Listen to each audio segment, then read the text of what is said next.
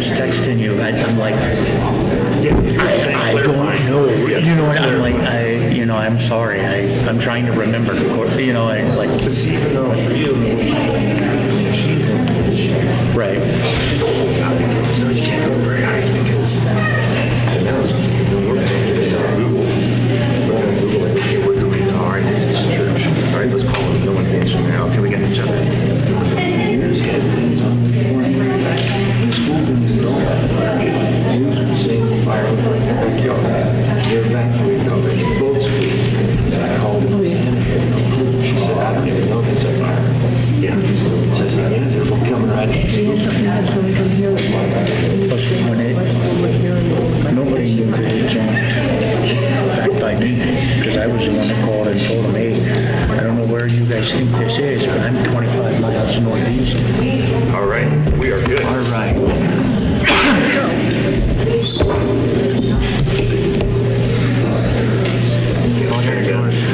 Press record, right? Press record. Yeah, press record and roll. They didn't go off, did they? Oh, that one's going now. This one's not. Okay, Irene. Your secret here. This one did. Right?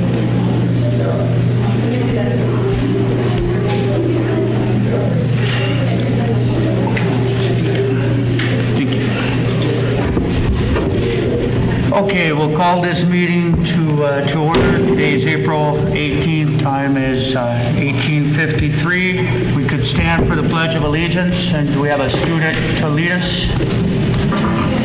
Mr. Gardner, would you mind starting us out? And we have asked you to next to the left.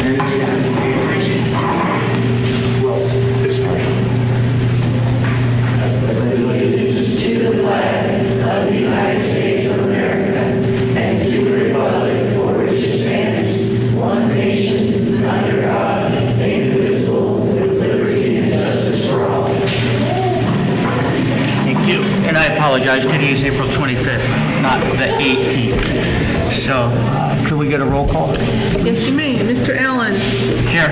Ms. Combs. Here. Mr. Smith. Here. Mr. Swayze. Here. And Mr. Underwood. Sorry, had to unmute. Here. I don't need to announce that he's via... He needs to, so just... Okay. Hey, Randy, could you announce that you're via internet or digital? And the reason why? And Why? the reason why, please?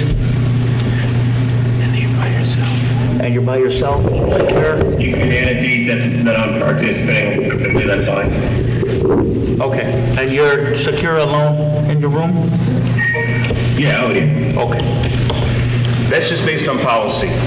We're required on electronic means to have the person share why they're not present, and it meets one of the reasons you can be electronic. Just procedural. Okay. Do you need to state that? We don't need a statement, do we? We need a statement. Yeah, that's what he... No, what I'm is out that? of town on a business trip. Okay. That works. Thank you. All right. Is there any modification to the agenda? I make a motion we remove. Roll call. I did. Oh, we did roll call, didn't we? Okay, I didn't hear you. I'm sorry. Oh, Randy. Okay. I would like to make a change and pull out 6.06 from consent agenda.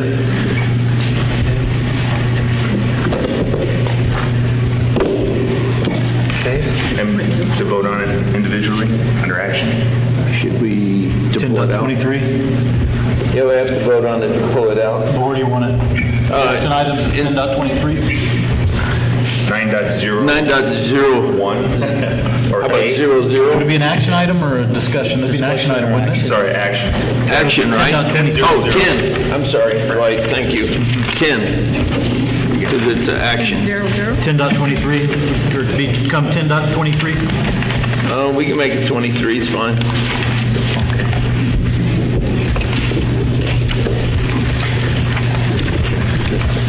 Ms. Combs?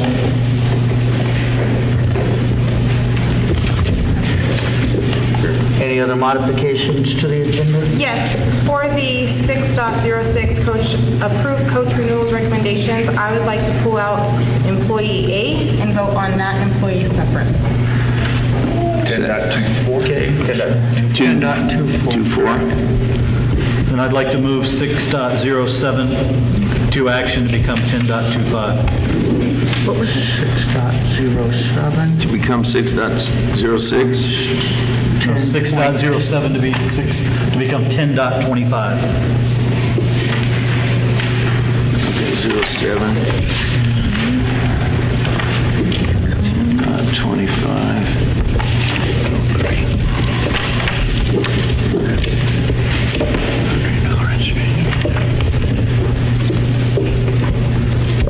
Any other modifications to the agenda? No.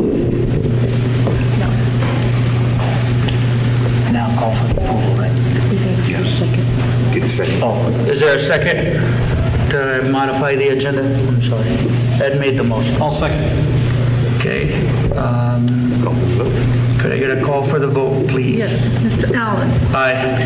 Ms. Combs, Aye. Mr. Smith, Aye. Mr. Swayze, Aye. Mr. Underwood.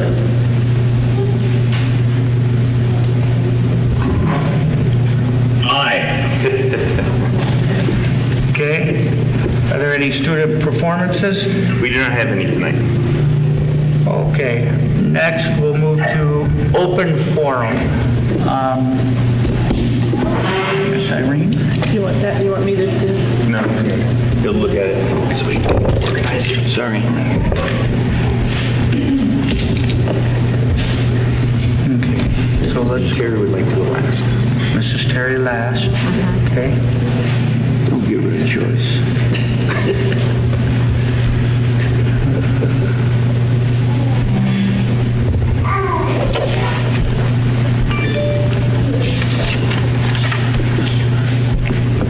Okay. Dr. Schmidt. And then the others, correct? That one and then the others, he said. Okay. Is that? Will that order work? Well, you want to ask on, actually, in terms of clumping them together, I think this is different. I believe she was part of all that is. Okay. So just go So we can ask if she's here now, and if that's her different time, because it's either this one or that one. Miss Cloud here? And then you have, They're on there. Miss Cloud's not here yet. Neither is Mr. Burnell. all right, so neither of them here, so I guess all the others are on the same topic except for Terry. Okay. So,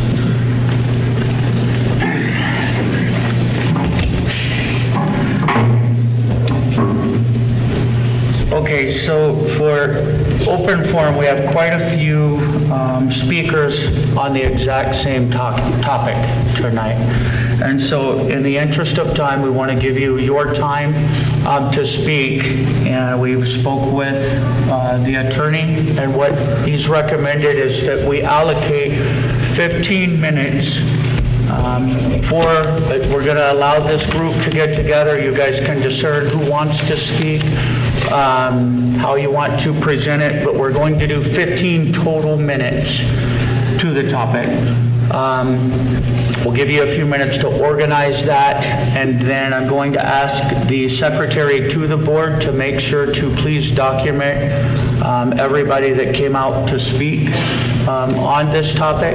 That way it is documented in the board meeting minutes to support. Correct? Okay. So, So you wouldn't give them their time to... How many speakers are here for that topic? so we currently have 9? I think it's either 9. 1, 2, 3, 4, 5, 6, 7. Is that excluding the person that's here to represent himself? That's including. Should we, can we exclude him so he is not lumped into that 15 minutes of support, and he can have his own amount of time to represent and bring that against the board himself? That'll be fine. Absolutely. Absolutely. He gets his own 3 minutes, everybody else falls in that. Correct. Yeah, So, that's good. I agree. And if you go over just a little, What's that? How do I need to announce that? Can I announce the So they speakers can- or? They can just get together when they come to speak, they can share their names so that she can document. Okay. But they should have some time to decide how they're going to do it. Correct. So what we'd like to do at this point is allocate 5 to 8 minutes. Can I read off their names? I mean, Sure. Okay. That So, way people know who's here. for Mrs. Dunn, Mrs. Alvarez, Mrs. Moore,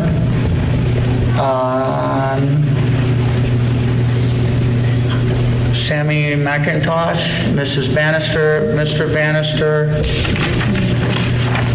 and Mrs. Custer. If you guys would like to get together and discern, if all of you want to speak during that 15-minute time period, decide how you would like to divvy that up. If you would like to have one speaker speak in support. Ms. Terry? For the 15 minutes, that would be fine also. And then, Mr. Gracie, you'll get 3 minutes as well to speak. And Ms. Shane is here Crowder. now. Oh, okay, so, and she's in that, Well, you could ask it, because she says athletic, or is it? Mrs. Cloud, your topic tonight? Is it sports in general? Okay, so we can let her go first then? Yeah. Okay. Let her go right now while they're discussing. If you'd like to come up, Mrs. Cloud, and then the names that I just read off, if you guys would like to kind of organize and decide how you would like to allocate that 15 minutes, we'll come back to you in just a few minutes, if that's okay. Can you ask Mr. Bernal what he is here? Mr. Bernal? Bernal? Yeah, if he's here for that, for the same topic? Clint, yeah, ask Clint if he's here. Mr. Bernal, are you here for athletics as well? No, I'm here to discuss budget and fiscal management. Okay, that's fine. So that's not it. Okay, Mrs. Cloud. Timer? Mr. Smith, would you mind, do you have a timer? If not, I do. Brad, I do. Oh, this way they can see. Oh, yeah, that's true. My pocket brain has one. Hi, guys. So basically, I wanted to touch on a couple different bullets, but it all falls underneath sports. And I say this as a parent in a loving way, as a family, is I'm here to support and make it better, not attack everybody and pull it down and say what we're not doing right. Could we look at the extended hours for middle school after school that they actually go and do the athletic programs? Because we're missing or excluding a lot of the student athletes that would actually participate because of the other activities that are going on. The SoCo, or whether if you're doing one function, you can't go to high school's functions because of the extended hours. The other thing is exploring study halls that last hour. So it could be the advisory or study hall or athletics, and that could also double as an off-season for conditioning for the other sports. So when we're starting off, we're not just trying to get the kids back into conditioning, they're already there. And that will take some extra effort with volunteers or with the coaches, taking on basketball or football players that could actually just run and keep in shape with everybody else. With all that, I want to say retaining our student athletes that, like Mr. Gracie has grown and developed, or Mr. Swayze has grown and developed, 6th, 7th, 8th graders, whenever it's time to really, hey, let's bring it home for Hanover, they go to Fountain Fort Carson or they go to other schools. And I've asked them personally, I was like, oh my gosh, are you ready to play? And they're like, no, we're going to Fountain Fort Carson because they have a better athletic program. And it's not because we don't have the athletes. I think we miss a lot of opportunities by not having like the bathrooms out at the football stadium because we can't host certain events. So to spotlight on what we are, because we're great, we're just missing a lot of opportunities there that, one, I think would make the kids stay, or at least give them the opportunity to make it better. And we can hang the banners on the wall for us because we're competitive. But whenever we first get started, then we get knocked down again. And a lot of the funding that could be there by hosting different events, we miss it. And there's no reason why we shouldn't get the money, just like the other schools hosting should get the money. So is there any way we could look at a couple of those things?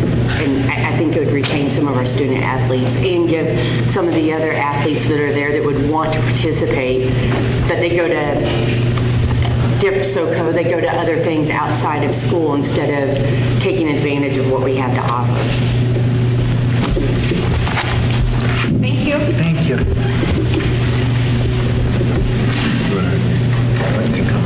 Okay, Mr. Clinton, you can come up.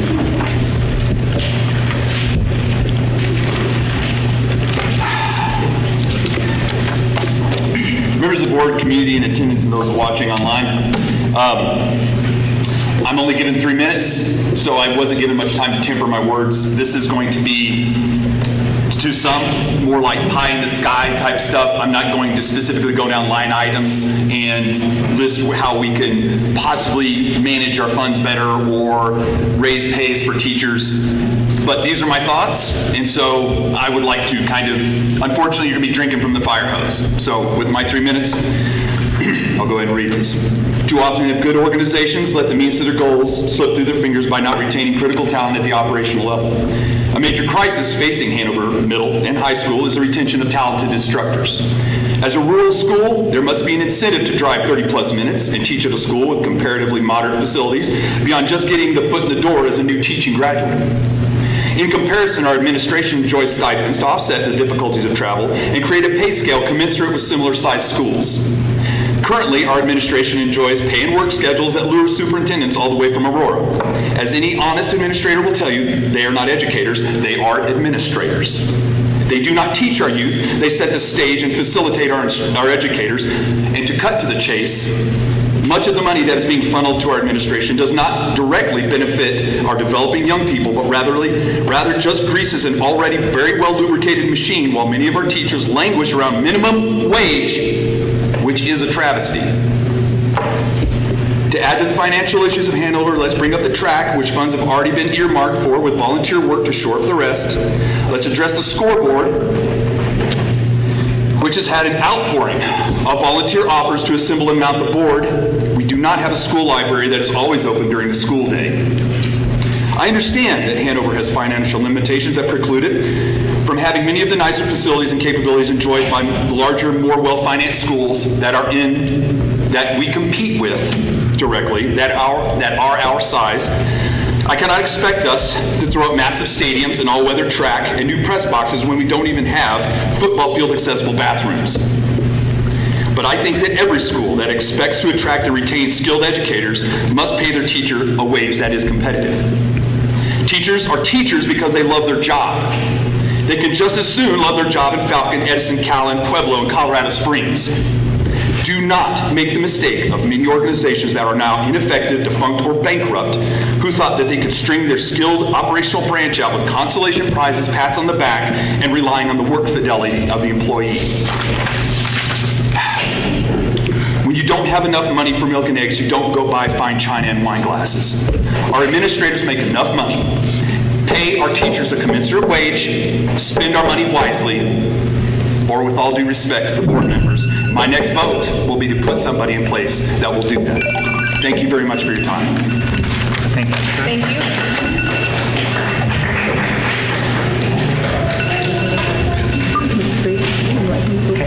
Mr. Gracie?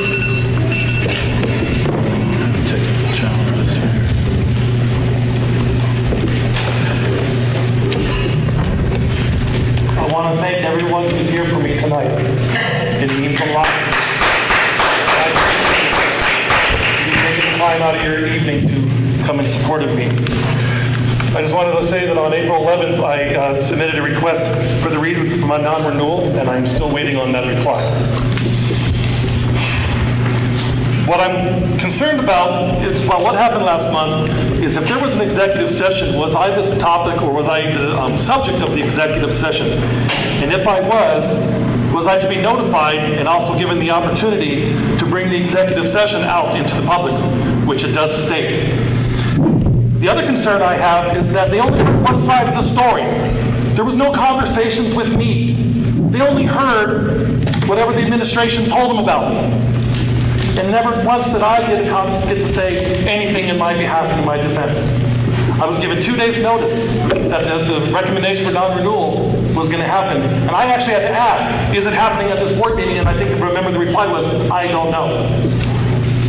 I do go visit other schools to see what they're doing. I visit other schools to see what they're doing, and I'm right there with them. I was set to meet with the lady from BOCES, and it was canceled about my lesson plans and my differentiated instructions. I do modify my grade level instruction. I have to. And if you're concerned about the badminton, I've gone on the internet and looked at what I need to do or what I can do to modify the instruction. And giving them a shorter racket is a modification of grade level instruction. And in the 6th grade, we're introducing the game. In the high school, they're actually playing the game.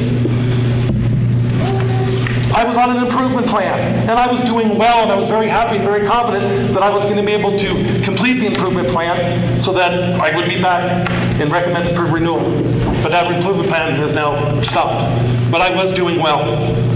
I do attend PE conferences to learn my craft. I go to Denver, they do a 3-day PE conference. I do it about 3 every 5 years. It's also part of my license renewal. I go to the internet for lots of ideas, and sometimes some of the ideas they give you, they lump it in a grade level, like grades 4 through 8. So it's lumped together, the games and activities. I helped the AD in the transition after I was no longer AD. Helped him run the volleyball tournaments, helped set up the gyms, asked him how much I've helped him and didn't give him any grief, and I was a team player. I was a team player with him. Staff come to me and ask for advice and help. I have 22 years of experience at the school. And we're now about ready to get a new principal. Sometimes when you're with the principal, sometimes things don't work out. I would appreciate the opportunity to work with the new principal and see if there's a difference, because everything was going fine until 4 years ago. And then things slowly went downhill. First the AD job, then all my coaching.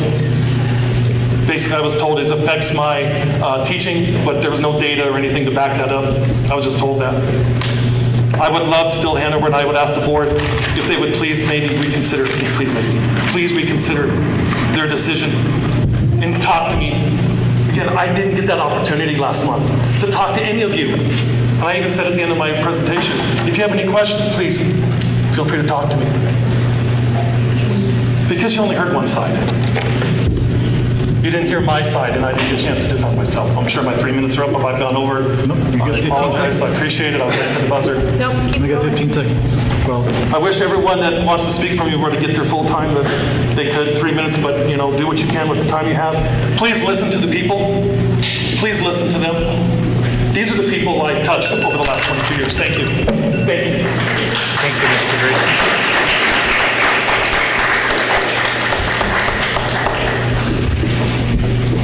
Now it's That's the group. okay. For those that are here to speak on the same topic as Mr. Gracie, did you guys have a game plan? Okay. Would you set, Mr. Smith, please set the timer for 15 minutes? okay. It's still on, we just can't see. Ready? There he is. He's back. All right. Can you hear us, Randy? Okay. And can you see the speakers? Yes, I can hear you. And see the speakers? Can you see the speakers, Randy? Yeah, I can hear just fine. Okay. We need to restart. I was already pushing the button. Ms. Owens, would you please to make sure that everybody's name gets documented in the minutes? Thank you. Please introduce yourself, and then I can document it on the minutes. Samantha McIntosh. First of all, I'd like to say I've never been so ashamed and disappointed in this school. What's the incentive for a teacher to stay in this district if this is how you treat them? Do you know how incredibly hard it is to find good teachers that want to be here? I have seen so many teachers come and go in the 24 years I have been a part of this community. The teachers who have stayed, think about them. They have proven they're dedicated to the school, the students, and the community. They have actively contributed to the success of the school by coaching, volunteering for events, and giving their personal time outside of the classroom. I don't know about you, but I am so grateful that they care about the school and contribute to making it a great place. They are some of the best teachers around, and we are so lucky to have found them. Coach Gracie is one of those teachers. I started school here in 3rd grade and graduated in 2005. I come back almost every year for homecoming, and he is here every year. I know he lives up north, and he's here contributing to the community and the school as a teacher. I've had him as a teacher. I found his classes to be challenging. I felt prepared for the many anatomy classes I would need to take in college. As a coach, the boys went all the way to regionals. He had some of the best basketball seasons the school has ever had. My husband still talks about the coaching style, his dedication to the team, the way he treated them more than just players. He was there to help them with whatever they needed, whether it be school or home related. I find it hard to believe that after 22 years of teaching, coaching, he's all of a sudden forgotten how to do his job. Now all of a sudden he's not good enough for this school. Ridiculous, and shame on you. This man deserves to be recognized with a grand celebration for all of the hard work and dedication he has given to this school. He should leave here with fond memories, not with a bitter taste in his mouth. With all of these teachers doing walkouts, demanding respect for their profession and what they do, you should be on the forefront of respecting and recognizing the amazing teachers you have instead of disrespectfully showing your own gratitude. I guarantee any new hire you hire will last no more than 2 years. The proof is in the pudding. I ask that you put your feelings aside and you do what you were voted in to do. Renew Coach Gracie's contract, take care of this school, and do what is right for both staff and students.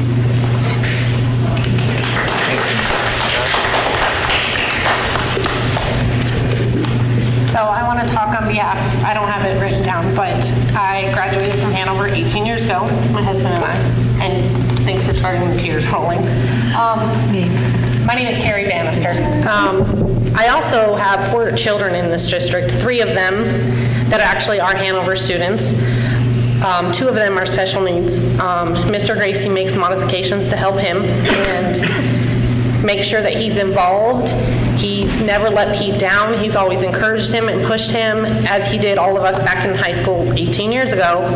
I even have another son who goes to the deaf and blind school, but is a Hanover district student, who came to Mr. Gracie last basketball season, his last year coaching, and said, "Mr. Gracie, am I good enough to play basketball for you?" And it broke my heart. And Mr. Gracie said, "Yep, I would be honored to have you on my team," because he could play for Hanover, because he is a Hanover student.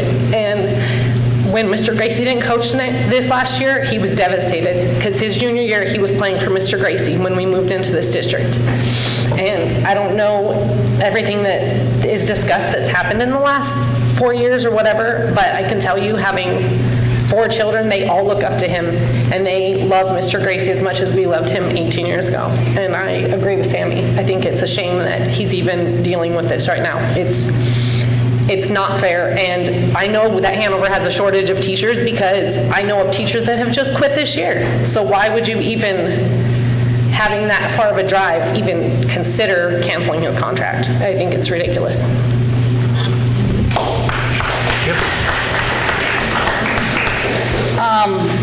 I'm Kathy Alvarez, for those of you who don't know me. I have been teaching at Hanover, this is my 25th year. And I became the PE teacher here at Prairie Heights a few years back. And Mr. Gracie was on the forefront of, he's done it for so many years. He was the elementary school PE teacher for, 15, 18 years? So he asked me to speak tonight and just say what's in your heart. And both of my girls, one's 29 and one's 24, almost forgot. If you can imagine this big hulk of a man relating to these little children, they just loved him. He always had something fun for them to do. And yeah, sure, I'm coming to find out that PE is not easy. It's not like, oh, you just put your tennis shoes on and roll the balls out on the court. You know, it's not easy. And he's done it with aplomb, and I applaud you. Thank you.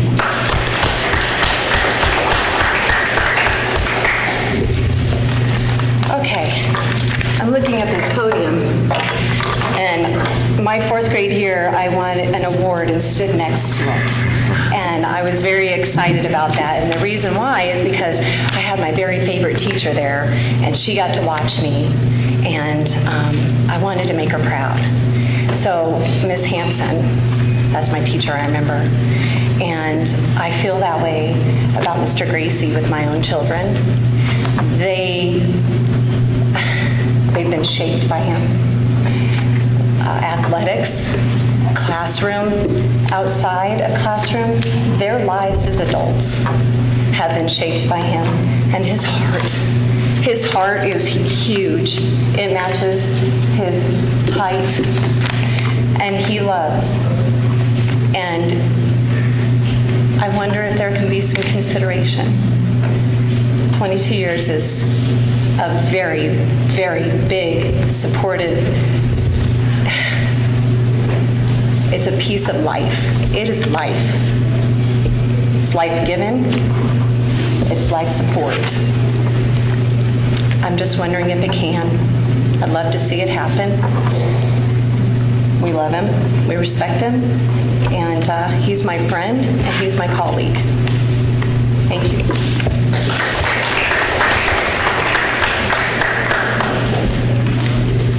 I don't care. Go ahead. Okay, I see I don't have a lot of time. I'll just try and do this really quickly. I'm just asking if you could reconsider the decision you've made regarding Mr. Gracie. He has always worked to help make the school a great place for the staff and for the students. I will never forget watching him coach a basketball game while holding his toddler daughter. And I think it was a very important game. Here he was, a big, strong guy, passionately coaching the boys from the sidelines while gently holding his little girl. It was quite a scene demonstrating the kind of guy he is. He's very caring about his students. I remember one time when he forgot to recognize my son, Nathan, at an award ceremony, and when he realized this, he realized it on his own. We didn't say anything to him. He came to us almost in tears and apologized profusely for his oversight because he cared so much about recognizing every single one of his students. When I was an interim principal at the elementary a few years ago, I needed to assign someone to be our elementary PE teacher because our elementary PE teacher had suddenly resigned. He already had a full schedule over at the high school, but with some creative scheduling, he took over half of the elementary classes while another teacher took the other half. He was a great PE teacher for me, and he worked collaboratively with the other elementary PE teacher to make sure that the programs were consistent and that we had a fantastic field day for the kids. And in fact, I wrote a letter of commendation that year because he was such a pleasure to work with, to be put in his file. When I told my son Nathan about this, he wrote a text for me to share. He said, wow, that's too bad. He was a very tough coach, but for good reason. He taught us to work as a team. He was passionate about basketball. He was the type to push you to your limits and then work with you to increase your limits. He wasn't just a coach, though. He was also a mentor. Even though he may not have been the best player, he was never afraid to jump into practice and play with the team while coaching on different movements and strategies. Mr. Gracie has been very involved in the school district, working on a lot of different committees, and I remember working with him on several, including the calendar committee. And on the calendar committee, the secondary and elementary staffs always have different priorities, but he was always easy to work with to solve problems. We haven't always agreed when we came to the table to work out our calendar, but we have always been able to have a civil discussion and to come to an agreement that we were both satisfied with. Mr. Gracie has always been dependable to show up at potlucks with a dish, to show up at staff events and celebrations, and to honor the work that others have done. He's demonstrated a true commitment to the school district and to all of our students and family and staff. When we have a tragedy or a triumph in our school community, he can be counted on to show up, to weep and rejoice. Many people who choose teaching and coaching do it strictly for the paycheck, but there are others who choose this career because they truly care about the kids and want to make a positive impact on their students in the future. And that is my feeling, that Mr. Gracie is a man who wants to impact his students and their future in a positive way. Thank you. I'm Rebecca Dunn, by the way. Ladies and gentlemen, one more speaker. Tim speaking. 3 minutes. I was one of Mr. Gracie's students. He's one of the best teachers I had. You guys are always preaching about wanting the kids to do what's right. Do what's right. Don't be sheep.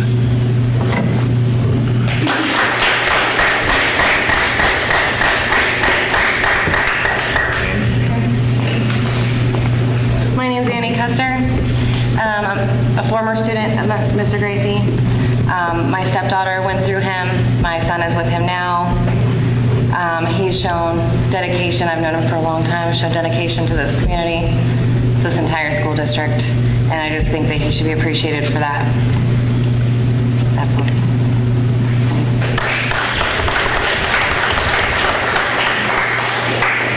The people that had copies of what you read off, if I could get a copy of that and I can attach it to the minutes too, if you want to give me a copy. Thank you.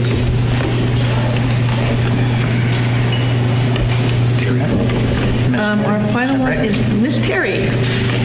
One of these years I'll learn how to pronounce your last name. So we have to what?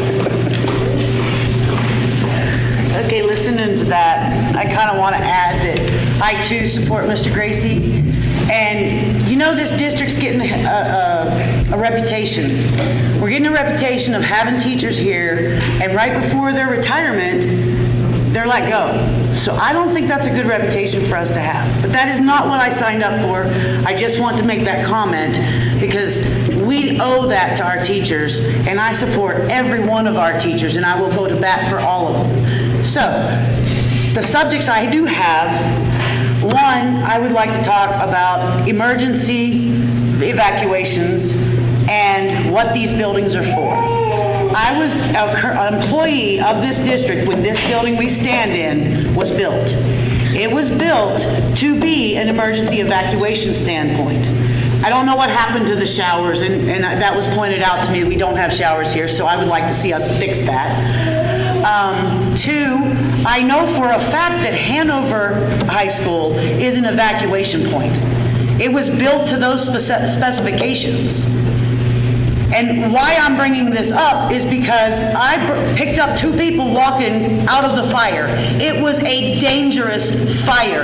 I had minutes to get out of my house. I am very emotional about this because the first thing I thought of wasn't Fountain, it wasn't Fort Carson, it was let's bring these two children who, my age, I'm 51, they are children to me, they are students, former students of this district. I brought them here because this should have been our evacuation point. This should have been. It wasn't. I was in the wrong spot. And we did take care of those people. But wouldn't it make sense that every person in this community, no matter where we live, that if a tragedy happens such as the fires that we have dealt with over the last month, that we know that our district will take care of ourselves, that we as a community can go to our schools, because that's what we paid money for. This building we paid for, not people that lived outside of our district, not Fountain. We paid for this. It's our money standing here. And we have a right to utilize these districts instead of getting them. Now, I understand. The Red Cross has it wrong. But we as a community can demand this from our school. that this be our location, that the Hanover High School be our location. Because we don't need other people. We have enough resources in our community. The Hanover Pantry, we will deliver you food. We will take care of you. And I just need to know, do I bring it to Prairie Heights or Hanover High School? That's all I want to know.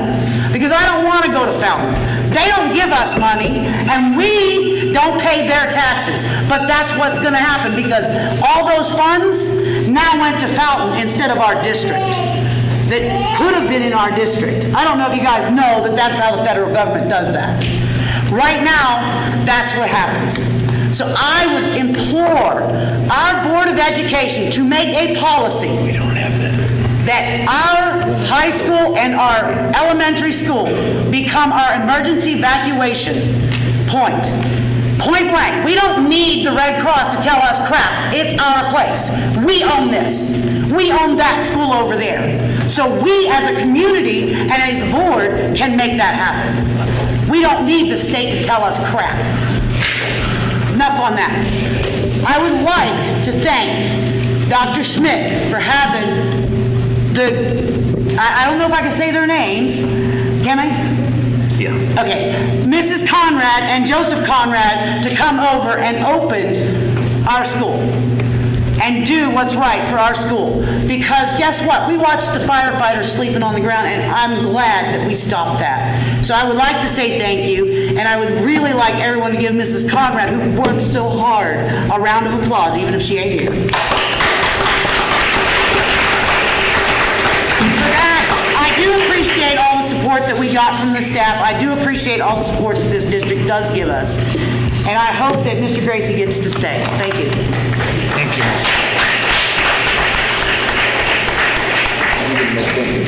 That's it. Okay. That's everybody? That's everybody. All right. That brings us to our consent agenda. Do I have a motion to approve the consent agenda? I'll make a motion to approve the consent agenda as it is modified. Sorry, thank you. I'll second. Okay, call for the vote.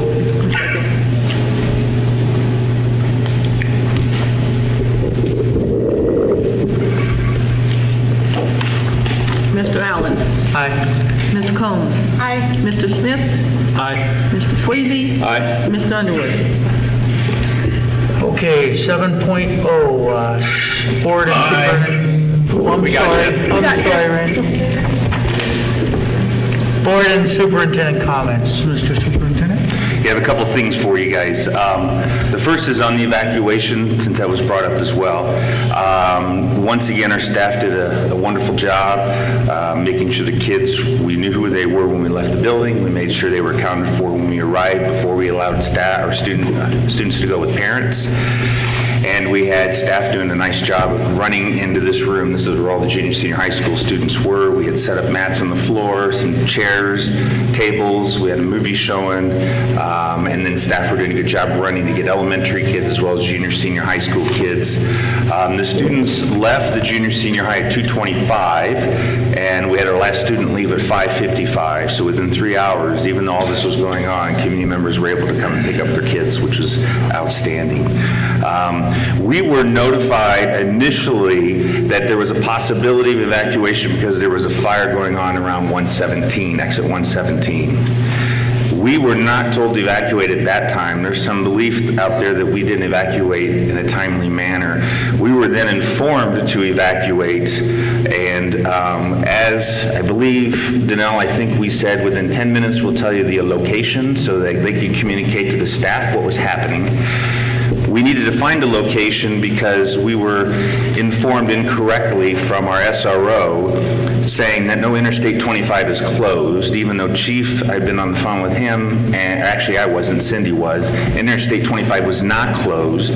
So with that going on, we had two of us looking on Google to see, okay, if we go out Squirrel Creek, where can we have an evacuation location? Because one of our locations is on Old Pueblo Road, where they had shut off the road over there for what was happening. So we had found two different churches that we tried to call and we didn't get an answer. And at that time, that's when we got confirmation that yes, I-25 is open and yes, we can get to exit the PPI or exit even 119. And so that's when they got to go. So within 10 minutes, we started doing the evacuation process. So anybody who's hearing that we didn't respond quickly, we actually did. And the problem is if we put kids on a bus right away, there's no cell phone service, and we're evacuating everyone. So we don't even have someone manning at the transportation center on our radio because buses are going. So they need to at least know where they're going, which is why then the communication that I was putting out to the community, the 2 locations, we held off on the location for 2 reasons. Number 1, we weren't 100% sure yet, and number 2, we wanted to make sure kids got in here before any parents might have been panicking. Take a student and we don't account for that, and at the end of the evening we have a student who's on our list and didn't get checked out, and now we're worrying about a missing student. So the staff did a tremendous job. This is our 2nd evacuation. You hope to never have an evacuation ever as a school district, and here we've had 2 in about 6 weeks' time. And in both cases, our staff did a tremendous job jumping right in and knowing what they were going to do. So a big thank you for everyone for doing that. On that, yeah, we can clap for everybody for that.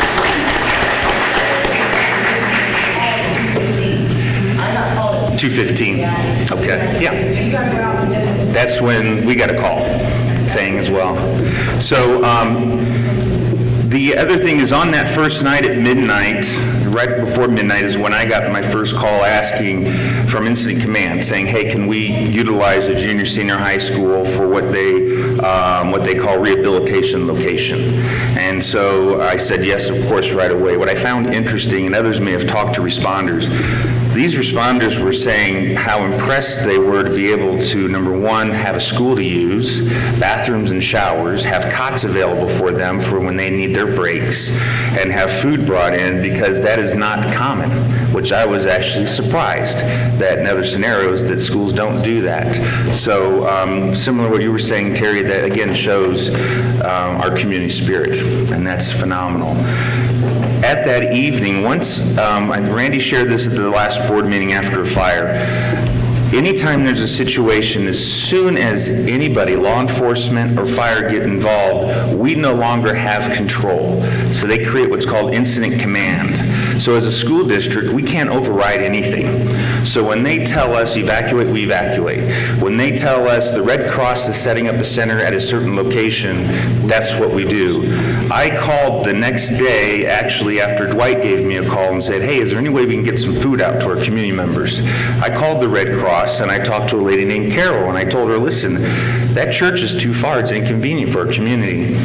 She didn't make that connection until she was out at our district, out at that school building on Saturday for our breakfast, and I was talking with her afterward, and she said, you know, now that I've driven out of here, I totally understand that that actually is pretty far away. Unfortunately, it took for the Red Cross to see that. And yes, you're exactly right. Now they know that we have our location, each location can be an evacuation site. So I really hope we never have to do this, but if we do, and they tell us somewhere else, I will just call this Carol and say, Carol, remember you drove out here, our best location is blank. And she will probably say, you're right, and we'll go there. Even if it's just the initial, that would be satisfied by that free. Yeah. It's an initial, hey, there's a crisis, we go here, then we can go there. I think that's just a better solution than we'll run around with a tail cut off. Go to Red Cross and tell them, Terry. It is definitely a better solution. Go to Red Cross and tell them. So that's just important for everyone to know. Anybody who's been involved with military or with our resource responders, you guys understand incident command. And there is no, you do what incident command tells you to do. All of us, no matter board member, superintendent, we have no place on the totem pole. We are gone. The only thing is they ask permission to use our facilities, which of course we say yes. So you're aware of that. As you mentioned, we had Dwight, we had Susan, and I know Jody was there serving. If any other staff members were there serving, and Rhonda, was there any other staff members who were there serving before we did a breakfast? Brandy. So this is before Saturday. So they started getting donations in their own time and their own items and started feeding the responders, which they appreciated greatly. If you happen to be a responder or have ever been in those scenarios, if you can have more than just a sleeping bag and a ground, and I had to tell the financial people, because they called to say, okay, what kind of damage did we do? We need to reimburse you. What about the sleeping on the ground? I said, out here we call it prairie grass, and well, do we need to replace that turf? I'm like, once again, out here we call it prairie grass. We don't need to replace with turf. But in the end, for use of electric and water, they are giving us $300 a day that they were at the junior senior high school, and we are to pay attention to anything that we see carpet-wise, damage from soot on boots coming through, shower heads busted or anything like that. We haven't seen anything. So then the district, once we got the all clear, we initially had an all clear recommendation from fire chief.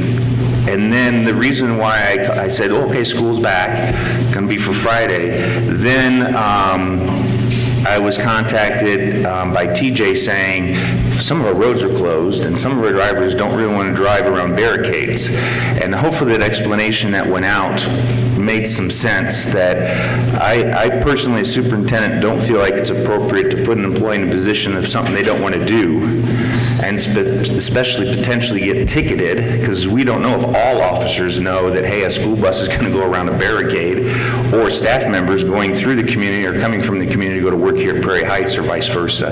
It just didn't seem right. So that's why we didn't have school then on Friday.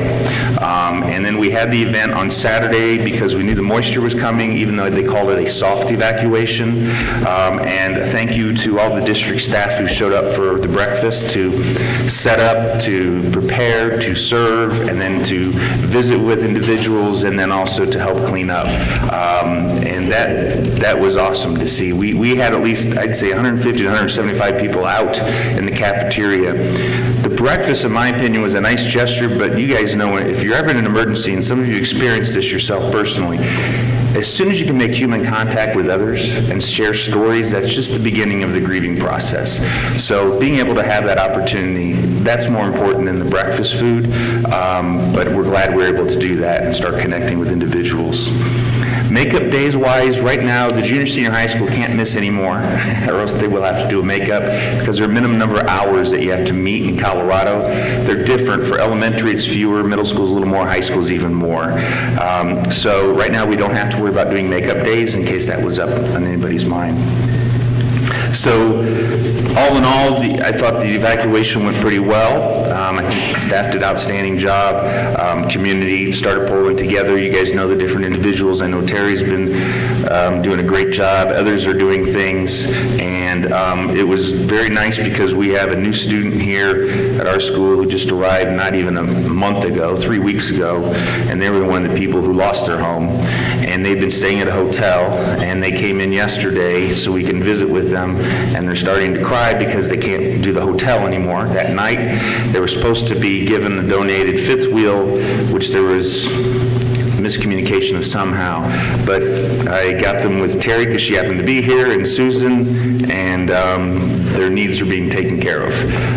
It's just another example of we take care of each other. And they got a place to stay? They end up, you want to share? I believe that Cora Simmons got involved, and I believe that she's gotten them a trailer delivered today, is my understanding of what's happening. I haven't heard an update yet, but Mrs. Conrad got them. There's Susan back there, thumbs up. They did? Yes. Yes, Okay. and then what I was told was accurate. I'm kind of clear in saying that, so, but yes, they did get a place to stay. She's going to volunteer money. And you already volunteered one as well yesterday. Volunteering to give one, and you would volunteer. He was saying he'd volunteer, but we got him set up. And I'm going to fill them with groceries. They aren't going to have to worry about eating for a while. Good, great. And the funny thing is, they're not funny ha-ha, but funny in terms of it's interesting. Here they just came to our community, and because of this, they've even talked about maybe we need to move back to where we came from soon, and now they're like, look what this community's done for us, and so forth, and they're wanting to stay longer now. And so, not the way you want a welcoming crew to come to you, but it demonstrates how impressed people are who don't even know our community, that our community came around and rallied for them. Going off that topic, right now we are going through CMAS testing, which used to be called PARC, but PARC went away last year, and now it's called CMAS, which is the umbrella for all Colorado assessments. Because of what was happening with the fire, I contacted CDE, both the commissioner and the chief assessment officer, to give them a heads up that I would call them yesterday to let them know how many days we missed, trying to make up our schedule because there's a set date that the company who runs the test turns it off.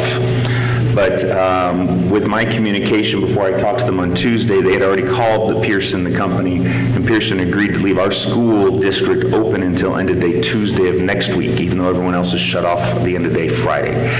We are probably going to be able to make everything up. And they also mentioned, which I appreciated this, is that when we get our results, if it just looks like an anomaly of not doing as well as we think we should have, and it's related to what our kids had to experience, that they would also be understanding and that we could have an open conversation with them. And that is important because, you know, this one test a year determines whatever your school rating is going to be. We have 5 students who were test-taking grades that were impacted by losing a home. So, you know, and here they have to come back and be tested. And that's the furthest thing on their mind. Now, part of it's they want to be distracted, and kids are more resilient than we are as adults, but still, they're going to have their concerns. So CDE is good with that, so we're set on that. Last Friday, I went up and testified before the House Education Committee in favor of the School Finance Act bill, and the bill passed through the House. We have 3 people who are representatives from El Paso County who are on that committee, and it was nice that all 3 were paying attention and recognized the fact that we were there. And Paul Lundeen, who we've communicated with to get to know for us locally, he actually said in committee, thank you. I know Hanover. He talked about our community and mentioned how this finance bill would be very important for us, and then it passed. It's in the Senate right now, and I keep in touch with Senator Owen Hill, and I'm talking with Owen. He's the sponsor on it going through the Senate. He said it'll pass fine at the Senate. The reason why all this is very important is because for us, it increases our per pupil funding from this year to next year by $700. It also buys down what used to be called the negative factor. They now call the budget stabilization factor, which I don't know why they called it that, because the people who didn't like it, they called it that, and the initials are BS factor. Who wasn't thinking of that one? I don't know. But what that is that they find out how much they're supposed to fund schools and education in Colorado, and then they say, we don't have enough money, so how much can we really fund? And they back it out, and that difference is called the negative factor, or the BS factor. And the BS factor, since for 8 years going on 9, has been anywhere from $800 million to $1.2 billion. They're supposed to fund us, and they don't have the money, so then we don't get it. Right now, we're at $850 million. They agreed to bring down that factor by $150 million and never go higher than that.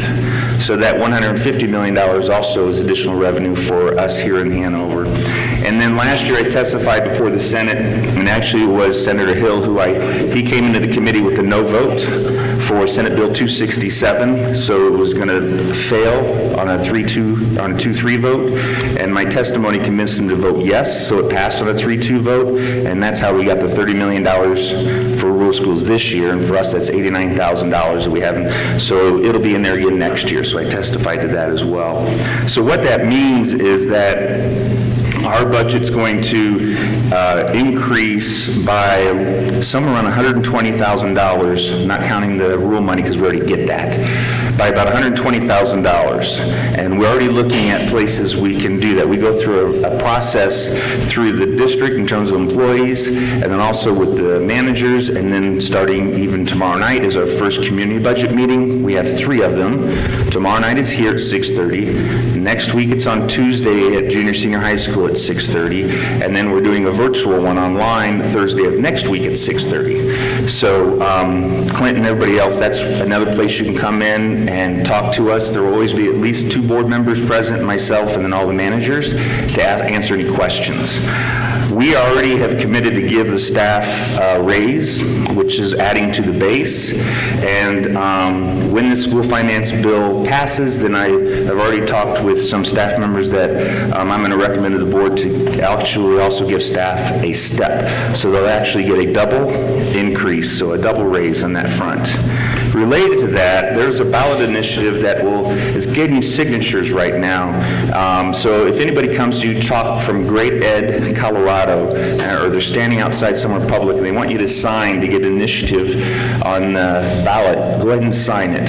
The nice thing is that they're doing the taxes differently than when they tried Amendment 66 to raise $1 billion several years back that failed horribly, is that the money is only coming from people who have a taxable income of $150,000 or higher, and it's tiered from there as well, of how the monies will be collected. It will raise about $1.6 billion. I was visiting with the executive director of the BOCES today, and I was telling him if that thing passes, that I'm on the Colorado Rural Alliance for rural schools in Colorado. I'm going to recommend to them as well. Rural districts should take that money, which is a huge amount of money. For us, it's almost $1.5 million alone.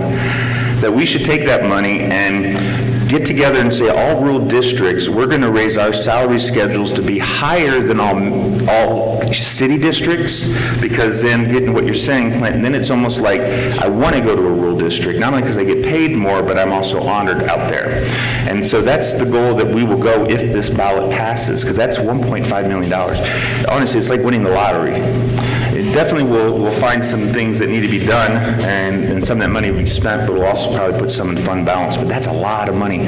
So just so you know, every step that we give a teacher is only around 15, I'm looking for Kathy, she and I were meeting yesterday, I think it's $15,000 for every step. So you can imagine how large we can make this. We're not just talking teachers, it'd be across the board, classified as well. So please look for that. I'm not supposed to say it once it gets on the ballot, because politics, we're not supposed to encourage you, but it's not on the ballot yet. So I highly encourage you to look at our webpage. You'll see information about it, including a slideshow that's specific to us and how much money we're going to get if that ballot passes. We got news this week that Fountain Valley Electric LLC once again is doing an abatement. A couple years ago they were $115,000. Thankfully this year it's only just under 40, it's 43,700 something. So we do have an abatement hitting us this year. What will happen is Cindy and I will make a phone call to CDE. They do a no interest loan. What we then do as a board, you guys in November, December will set a mill to recover the $44,000. I calculated it's 1.266, and then what happens is property taxes for next year start coming in January through June, and as those come in, that's how we then get the $44,000 back, and then we pay CDE back for the zero interest loan. And that'll be discussed as we get to our budget meeting next month, so you guys can fully understand that. I really appreciate our county assessor, Cindy. Yeah, our county assessor was on a call with Cindy and I, and he's seen this company do this for the last multiple years, and he and other assessors in the state are trying to press legislation to go into place, because the trick here is, as a company, you challenge how they assessed you. That's called an abatement then when they adjust it, but then in turn they make interest off of that abatement, that change. So what happens is they hurt the locals, which is the fire district as well as the school district. They hurt us, and they actually end up paying less tax and make interest on it. So they get a double benefit, and everybody else, special districts and school districts, get hit. So he's going to file an appeal on our behalf to the state, and he made it sound like pretty quick, Cindy, like not too far from now, and hopes to either bring that down or make it go away. So we may not know a decision before our budget's approved at the end of June, what's going to happen with that, but Steve is his name, Steve Schreckler. I don't know if you know the name or not, but a big thank you to him, but we'll keep you posted on that so you guys know. Community budget meetings I already told you about. I only have 2 longer items and a short one. The junior senior high school principal hiring process. Hopefully folks in the room are interested. What we're trying to do here is not to take away from the elementary school, but in the elementary years, parents are much more involved in the school than they are when you get to the secondary years. So for the most part, the elementary school is not as much of a spotlight on the community as the secondary school is. So because of that, I feel it's important that we have not only staff members in the hiring process, but we also ask community members to be a part of that. And the plan is that we're going to take our candidates, we're going to run them through 3 different small groups to be interviewed on the same evening and have a mix of students, junior high and senior high students, mix of parents, and mix of staff. And each group will be designed that way. They will have a set of questions, and then what will happen is we will rate the candidates as they go through, and then that group will give their recommendation, what they think, who's, candidate 1, 2, 3, whatever. Then from there, that's on May 8th, which is a Tuesday. Then the A team, which is all the administrative staff, we're going to interview the candidates, the top candidates that the community says, because we all work intimately together on a daily basis, and we're going to see what we think, and then we're going to see if we narrow it down or not. And then I will meet individually with the individuals then to make a recommendation to the board. So the board has an idea of who these candidates are in advance, so they're not just getting a name on the sheet. I've asked that we have 1 board member in each of the groups just to observe. The reason why I didn't want them to ask questions is sometimes staff or community members or students can be intimidated knowing there's a board member here, and intimidation can, unintentionally, it can cause someone to be like, well, they just said that, so maybe I need to say the same thing. And maybe they want to see someone else or have positive about someone else. So we don't want to stymie anyone just truly sharing their thoughts. So that's why I thought it was important that the board could be present, but not asking the questions or deliberating with the community and the staff and the students. But that way they get to see all the candidates before they come in for who the recommendation is. The hiring process is we want to have someone come to the board by their May board meeting, which is May 15th, 16th. Thank you. And so the interview's on the 8th, then the meeting with the A team is on a Monday, the meeting with me is on a Tuesday, and then I'll bring the candidate to the board on Wednesday. And that's why we have to do it in that time frame. So you have an idea why that's going on. So here I have in my notes right there, the dates. Goodness. So to date, as of right now, we have 5 applicants that have been submitted. And we'll see who else comes along. How does somebody get on the air? So from tonight, then I'm going to put out an announcement on Next Rap. I'm putting one out on the Easy Message, and then I've asked the junior, senior high school administrators to let me know as well. And to be honest with you, I said I want to have a mix. I want students who do an awesome job, students who have a challenge. I want parents who are critical as well as parents who are supporters. We need to get a true representation of who we have in our community. And so once we get the names in there, then we will contact and say, hey, would you be part of it? Sorry, what time? I don't have a time right. Oh, I do. 4:30. We were going to feed everybody something to eat because it's a long evening. Share the whole rules and legal thing about the interview process, because not everyone's been in an interview. Like, you can't say, are you pregnant? Or how long have you been married? You just can't do that, even though sometimes it's natural small talk. It's illegal to do that. So we'll have that piece, and then we'll start at 5 o'clock. And they'll run through. There is a 4th component, which is a performance task. I'm going to make them do something, give them, I don't want to say too loud because the candidate might be listening or looking right now, but they'll have a task where they have to demonstrate their writing skills and decision-making skills, an authentic example. And then everybody will be able to see that. So if you're interested, the best thing is you can either email me directly, which is gschmidt@hanoverhornets.org, or you can do this district account, which is hanoversd28@gmail.com, or you can call either school and just say, hey, I'm interested. And they'll just ask for your first, last name, and your phone number. And then we'll get everything coordinated so that we're ready to go on this. So then the last thing before we go to a comment for something for the board is just to remind everybody to always look at our website because we have a calendar that's on the front, and then we have something called the interactive calendar. The interactive calendars will have everything like athletics, activity events, parent events, performances like we have a music performance coming up at the junior senior high school, the spring event. So tell your neighbors as well. That's the best place to look and see what's going on. Yes. And then for the board, I've gotten feedback from some board members as well as some couple of community members around the minutes. And so I've been working with Randy and with Dwight on minutes and trying to get it in a particular format, but it doesn't seem like it's pleasing everybody. So I thought it's probably a good idea to get full direction from the board. And so what I did for you, and you get a lot of take one and pass it down. What I did for you is we have an example of our minutes from a year ago, which is with a different secretary. You have an example of our minutes now, which is in your packet, which is our current board secretary. And then I looked up all of the rural districts that are around us, so you can get an idea of the range of how they do their minutes. It ranges anywhere from a one-pager with a couple of bulleted items to multiple pages. And the reason why I'm bringing it up is that some people want to know almost every single thing that was said, and other people want to just, hey, just give me the gist of what happened. And so one of the attachments that I'm giving to the board is our policy on minutes, and it states what's supposed to be in there.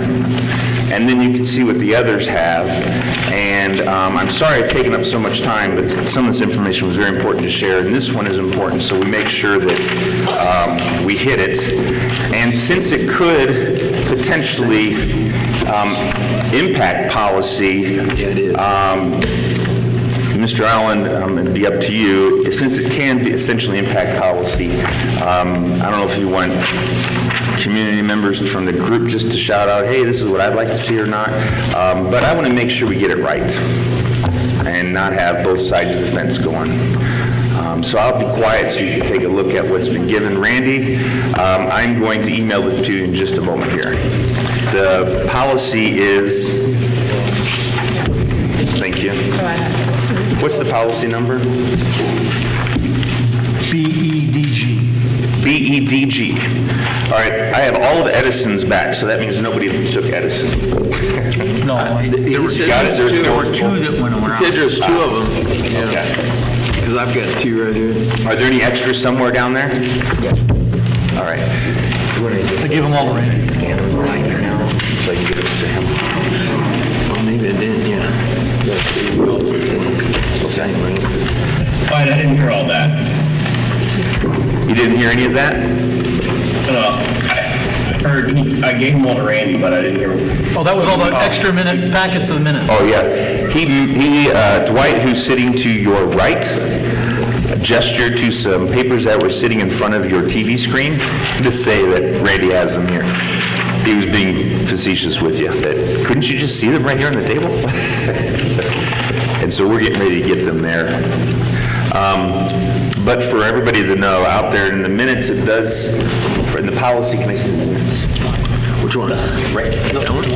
Oh, that one, minutes. The policy says that in our minutes, we need to have the nature of the meeting. Was it a regular meeting, a special meeting? What kind of meeting was it? The time and place of the meeting, who was there? And then you always have to have the approval of minutes from the preceding meeting. Then it also needs to have an action of a record of all the actions taken by the board in terms of motion, who made the motion, who seconded it, and then recording the vote. And with the vote of each board member recorded down there.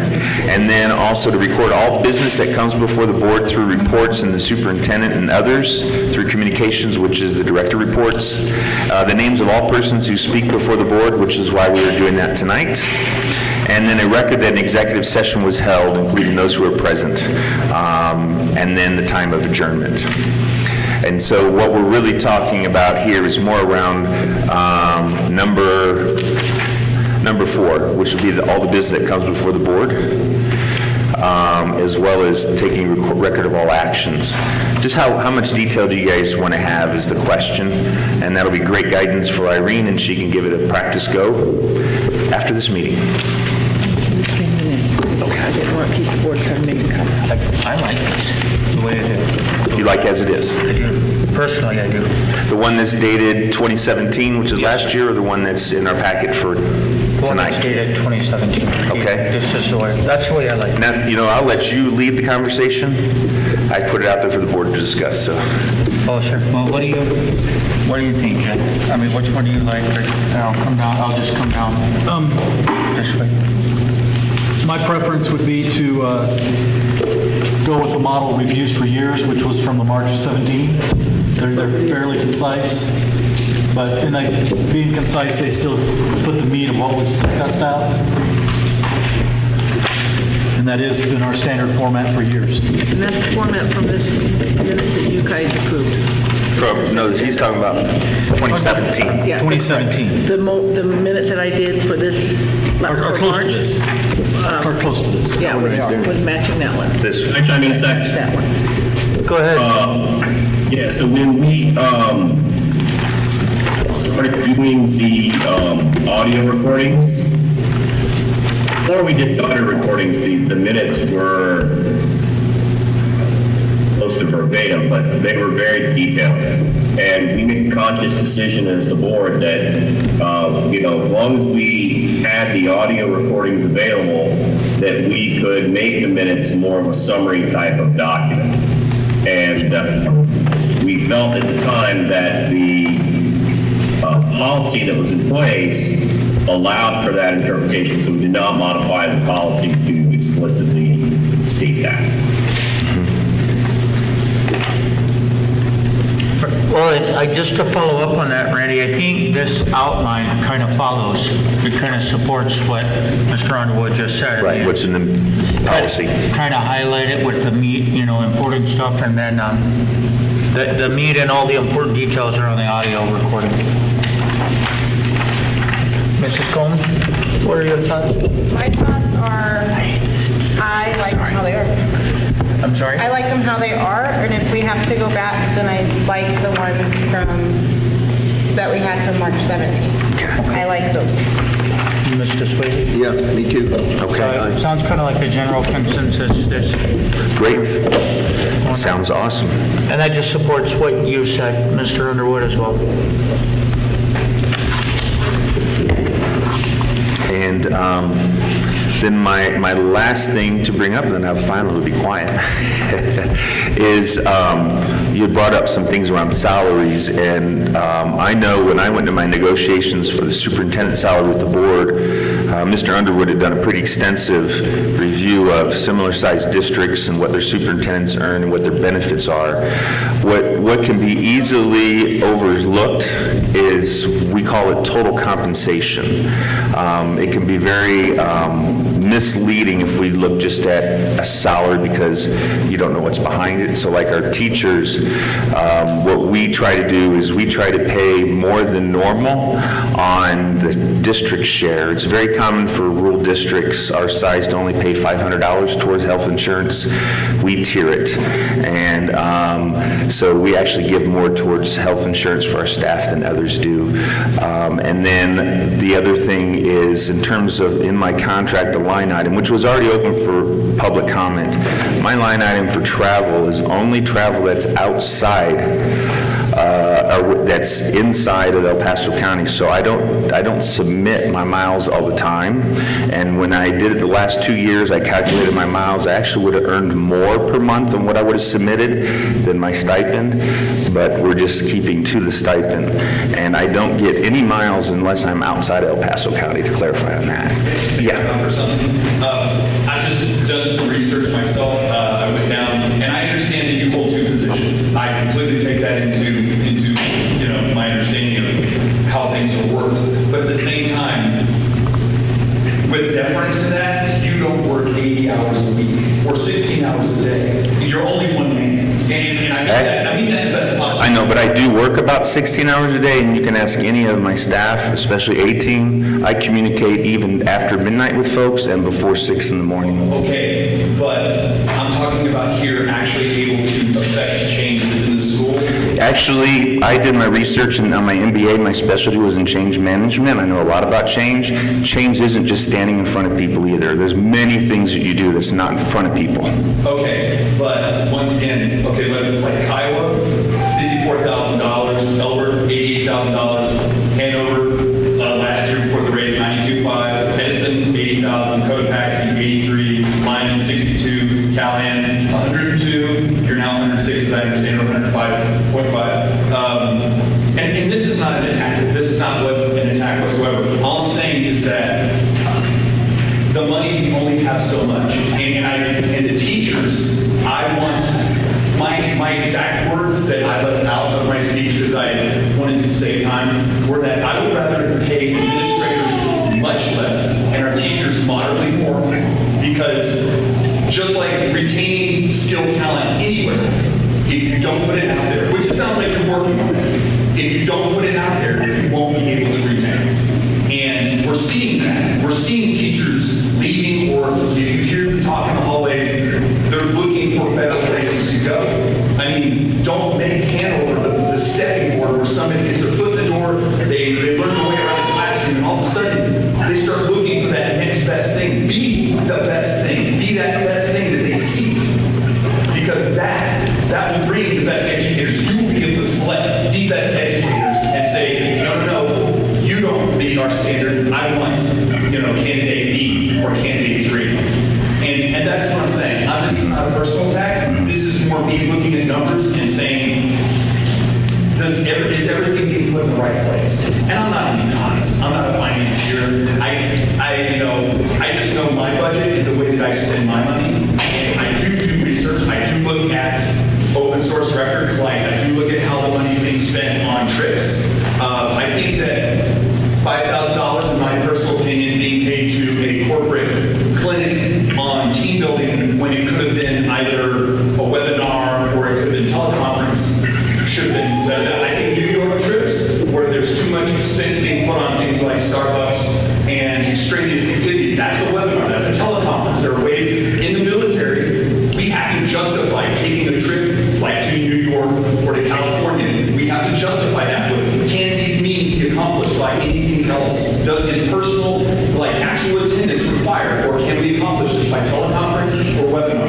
That's something we have to justify. And I'm taking what I have learned, what I think is correct, and I'm just trying to apply it forward. And I understand that I'm being hurt because given 3 minutes, I had no other choice. Sure. And I also think that I'm doing you a disservice by metering my words or softening the way they are. I think that the best way to get it to you is as blunt as possible. And so I accept what you say, as blunt as possible. Yeah, and just to clarify, we didn't go to New York. There were 3 of us. We went to Chicago, and we went there for the Government Finance Officers Association, GFOA. They don't do a webinar. You have to be in attendance, and it's all about how to make a stronger school district budget. And then we are applying to be able to receive the award that we actually demonstrate what we learned. Because I also am not a proponent of, go somewhere and then don't use it. So you will see that we'll be applying for this award and hopefully we'll be recognized. So the intention was to, and if you think about it, the intention was 3 people investment to go to try to be more efficient with our budget, and the return will be that. And you'll notice as well, when you look at our fund balance, it has grown over each of the last 3 years quite a bit. While many rural districts are doing what we call deficit spending, they're spending beyond their means because of the funding. We choose not to deficit spend, and therefore when we do our budget development, we always make sure we have money at the end to move forward, because you never know in that bad situation. Currently, Colorado has something called TABOR. 3% of your budget is to be set aside for TABOR. That's to be for disaster. But they have found when districts have had disasters, like a tornado blew down a school, that didn't qualify for TABOR. So you're not allowed to use that 3%. So you better have some money set aside. And so also the Starbucks things come up before. I drink Starbucks instead of having a meal for breakfast. So a $4 or $5 drink versus a $15 or $20 breakfast is actually a deal for the district. Are you going to get a per diem when you travel? We don't go with necessarily the per diem, no. Okay. But I beat that per diem. I mean, I can certainly start skipping the Starbucks and taking the $15 to $20 breakfast for you. But part of the thing is people get hung up on Starbucks thinking that, oh, that means it's a sign of overspending. I bet you people in here have gone to Starbucks. I do it instead of having breakfast. Does that help? I mean, when you hear that explanation, do you accept it? I do, especially if you're skipping breakfast. And do you agree that that's a better choice? For your health, I hope you stop doing it. Remember those 16 to 18 hours I work? That I live on caffeine. If it's not soda, it's my morning coffee. So I just hope you understand that and go back to those who continuously want to pick at that on there, because I've explained it before, even to a board member who wanted to bring it up. So please tell the folks, I am not spending 15 to 20 bucks, I'm spending $5. But I can do the flip side if you want to. But I also understand as a public figure, scrutiny will always be cast on you. It's not in a bad light. At the end of the road, the ultimate goal for each person of the board and each person in this room is the best education you can possibly offer our kids. And using our funds efficiently. And so, I mean, things like stipends, I know this is probably a sore subject, but will that be offered for teachers that live more than 30 minutes away or 45 minutes away to offset the cost of travel? You don't want that because I live 81 miles away and I'll get another stipend. I drive every day 81 miles one way, 6 years, going on 9 now. I'm highly committed to here. I don't take advantage of things in our district.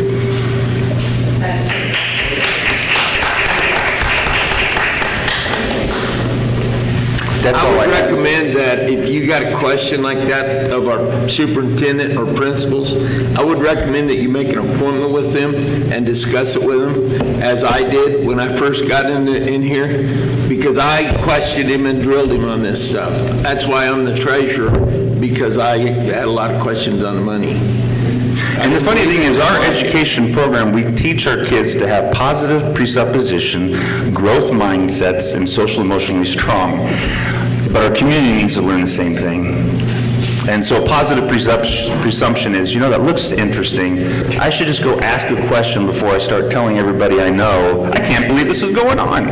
Because now it's spread as a cancer to 20 or 30 people, and I can respond to you, but now there's 29 people who still have this other belief. And it's just good, healthy adult communication that we all expect. It's called being a grown-up. So I don't mind you bringing it up, so those others who I know, I've also gotten written emails with the same thing, so I know there's a group out there who wants to just always pick. The best response, we have an interview question for all of our teachers that says something to this effect. If you are in a work situation with us and you hear teachers or other staff members who are complaining about other staff members or students, how do you handle it?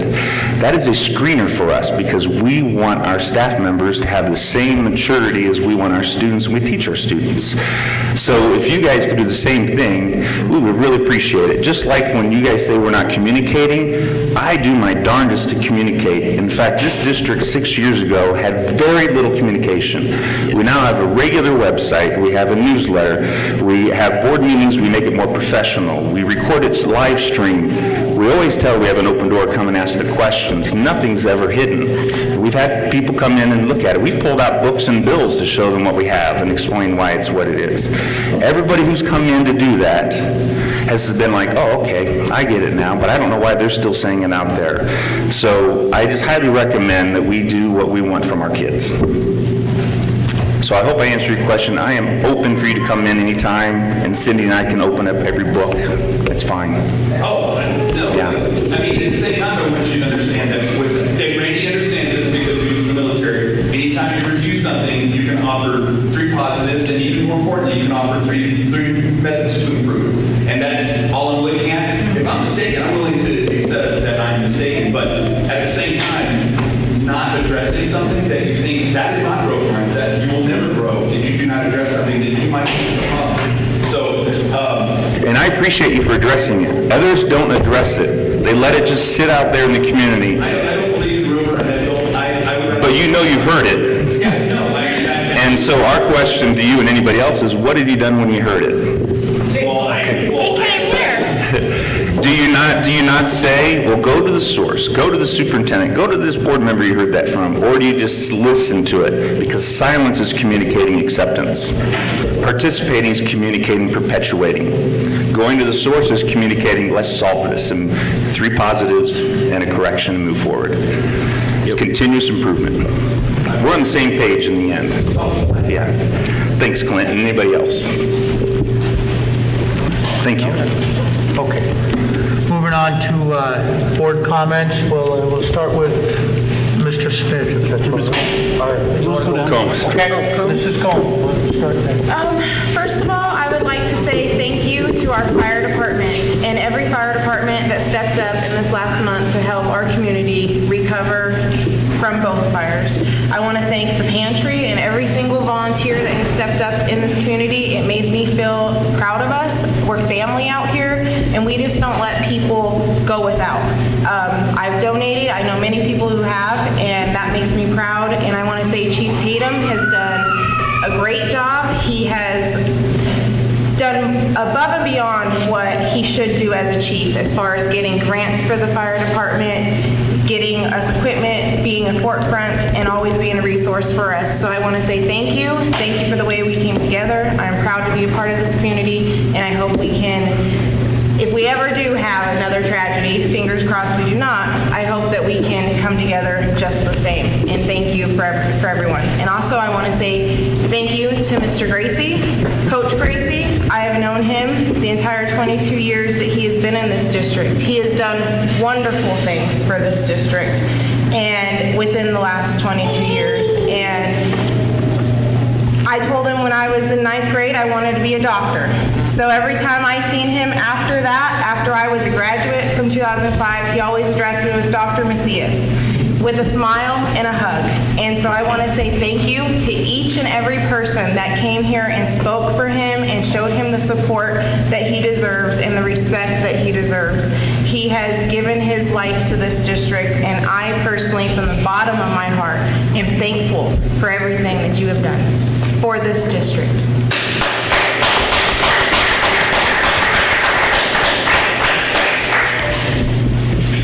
Mr. Smith? So we brought up the growth mindset a little bit. And in my current position with the state as a learning and development specialist, kind of an adult teacher, kind of interesting, I'm learning a lot of that and using it and teaching it throughout the state. And people are people, but the state is going through a process where with our employees, we're really trying to get beyond the good old days where everybody hung around the cooler and just complained and then everybody went their own merry way. So in that aspect, if we can exercise that change out here, which is a great start with what you said, Clint. You got questions, you bring them forward, you hear it from the horse's mouth. Now you can go out and say, well, you know, he might get a lot of Starbucks in the morning, but he's not eating that $12 breakfast, and he doesn't get per diem. So actually, he's saving the district money. I don't like what he does, but he's saving us money. So you can be a champion of that. And I encourage people, and if anybody's on Nextdoor, you've seen some of my encouragements out there. If you have a question, do not accept any hearsay, no matter how accurate you think it is from the person. Because I'm as human as the next person, and I'm going to put my spin on what I tell you. Be it right, wrong, or indifferent. Ask the person you have the question of, whatever it is. And if we start doing that and modeling that for each other and our children, we're going to be in a much better place. Now, I know saying that it's a lot harder than it is, but if we can start that in little steps, you'll be amazed at how much less stress you'll be because you're hearing all these crazy things, and how much more in tune you'll be with what's really happening. Just mentioning Dr. Schmidt's salary. Now, I crunched the numbers with Mr. Underwood, and there's a lot of things that took into place. Some of those districts you reference are actually out of the ballpark of where we fall in as a district. And we're actually paying him right at there's a median level, he's right at one tier above the median. And some of the things you can base that off of is, have we gotten better? Do we have more money? Have our test scores gotten better? Do we have a long ways to go? Yes, we do. But on some of the key indicators, we are doing better. I can share that data with you but it was Randy there did a whole lot of number crunching because he's a little better at the formulas than me. But that research, that due diligence was truly done. And that's one of the things when I came on the board, I promised you guys, and I promised myself that when I look in the mirror, I'm going to say, I've done the right thing, it's been done right, it's within statute, and I can sleep at night. And I can promise you that in all that I do, that is what I'm going to do for you and for me, because I have, that's just me. Dwight's going to be the same today, the same tomorrow, the same the next day. A year from now, you'll bump into me, I'm the same Dwight, and I make you that promise. And, you know, with this fire that happened, everybody came together. I was at the high school, and people just drove up and said, hey, I got a van load of stuff I picked up at Safeway, where do I put it? And nobody asked for anything. And then when you're talking to these folks, like, yeah, I lost my barn, but, you know, I got my house, so I brought stuff for others that have nothing. So we are there as a community. And it's awesome that people do that. And it's great. And I love being part of this community. And that's all I have to say. Thank you. Thank you, Mr. Smith. Mr. Underwood? All right, I hope everyone can hear me okay. I got a little bit of a head cold going on, and obviously this technology interface. One particular community member has texted me and said that I look like Sheldon from the dictionary remotely participating. So apologize, I have work commitment out of town. Anyway, so my comments are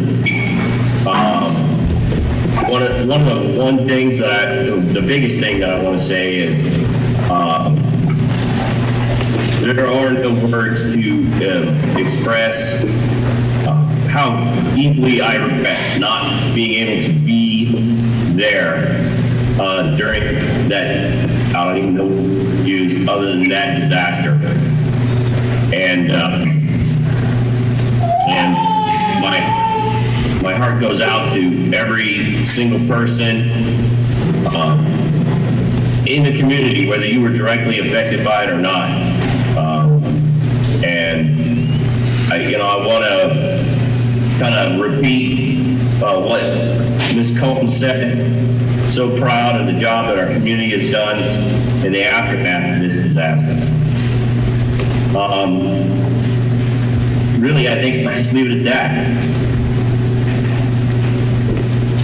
Thank you, Mr. Underwood. I'm next. You can't go before me. You're the president tonight.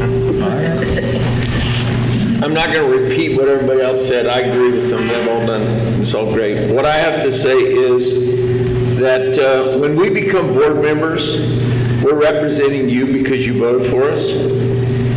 We put aside our feelings, we put aside our thoughts, and we put aside our personal conscience, what we feel should happen. And we come up here and make the decisions on what should be done for this district according to the facts. And when people accuse us of stuff, that is wrong. Wrong. If we've looked at the facts and we see what's happening, there, you guys should never question us. Never.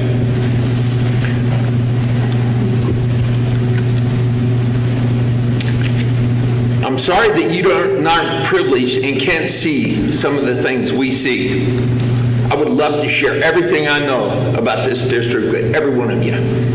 But some things are privileged. The lawyer tells us no, HR says us no, the law says us no. It's no. I'm not going to jail for none of you.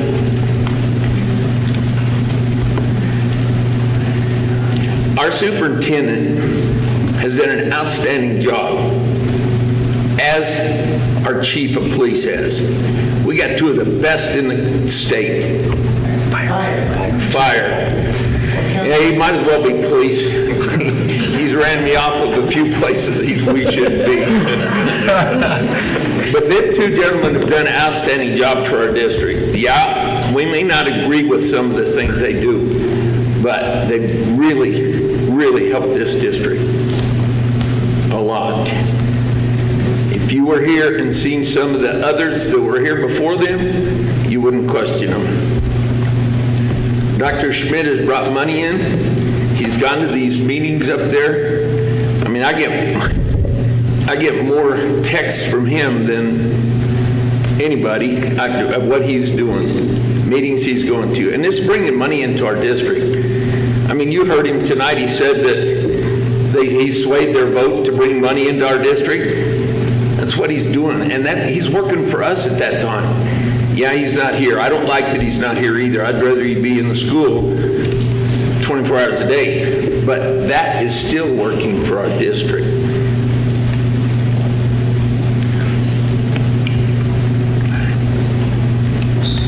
I love this district and I love the people here. I really do. I love the teachers. I love the students. And my sole purpose on this board is to educate, to help these students to become better citizens and to live a better lives. And I think we have the capability of doing that, but we have to have the whole community behind the school, not fighting with the school or with the district. That includes the mill levy, that includes whatever is going. But I would please beg everybody, you got a question, don't hesitate to ask. Ask. Find out the truth. Don't say that Swayze's doing this. If you don't know it's a fact, don't say it. Come ask. Ask. I get more calls and emails from people accusing me or accusing Dr. Schmidt or somebody on the board or somebody else of doing things. It's not true. Okay? Ask. Go to the source. Please. I love the students. Yes. And brief. I will be brief. And so, because I'm a direct person, oh no, none of this was aimed at you. I was going to compliment you and that beautiful woman next to you because I love what you guys are doing with our kids. Okay. I know, but I just want to say that, like, you know, I think you're doing a good job, but I'm not one to stand by in place and not look at something and see how it can be made better. And I do think that open discussion. Everybody do that. And if I have a booger on my face, please tell me. I'm the type. I agree. And so, and I hope you're the same way because I don't think what I say offensively. I tried to premium most of what I said with that. I'm trying to be as direct and succinct as possible because I think a lot of times when I measure my words, when I kind of soften them, they lose the content. And so please just don't. Please don't take offense to what I say because it's going to be as direct as possible. I shoot from the hip most of the time, especially when it has to do with the school. Because, like I said, at the end goal is the best education you can possibly offer for our children. And absolutely. By whatever road we get there, that's the way I want to go. Absolutely, I agree. All right, thank you. All right, President, Vice President. Really, the only thing I have is to just piggyback on what everybody said and to say thank you, mainly to those that don't get a lot of things. With all of the fire and disaster we've had lately, there are countless number of people that have done stuff. I don't want to say in the shadows because that sounds kind of backwards, but they've ran around and helped people. I'm aware of some barns that were saved due to some efforts. I'm aware of some houses that were saved. I'm aware of people just stepping up and, like Mr. Swayze said, just showing up with items and saying, hey, where can I help? What can I do? And so for those of you that continue to help our neighbors out, help our community out, and don't want the thanks and don't get the thanks or the recognition, this is your time in the spotlight to say thank you, Miss Terry, for all that you do. Thank you to our fire chief, our first responders. Thank you to everybody for showing us what kind of people you are. You guys are different. You help bring out the best in people by being a leader. That's really my reputation. Except for me, you irritate me. Okay, moving on, that brings us to our DAC report.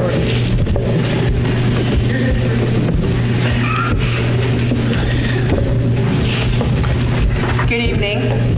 My name is Miss Hesse. I'm a teacher over at Hanover Junior Senior High. I've enjoyed all my 3 years, and definitely the community that I find here, it just blows me away.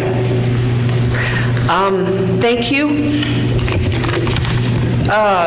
to those who put together the numbers. From me personally, this doesn't have anything really to do with DAC, which is District Accountability Committee, but I'm going to have a kiln, and I'll be able to fire my own pots with the kids next year.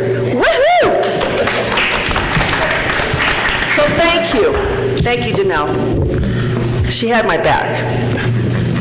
All right. We have some questions.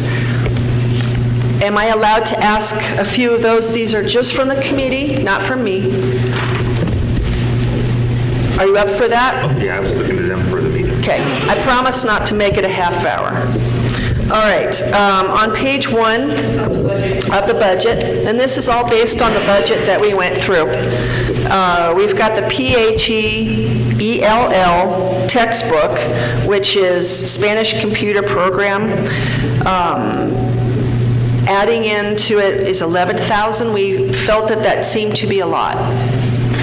What we're doing is in the strategic plan, because remember we drive everything off the strategic plan, it has in the academic side that we'll begin teaching a foreign language, preferably Spanish, at the elementary level.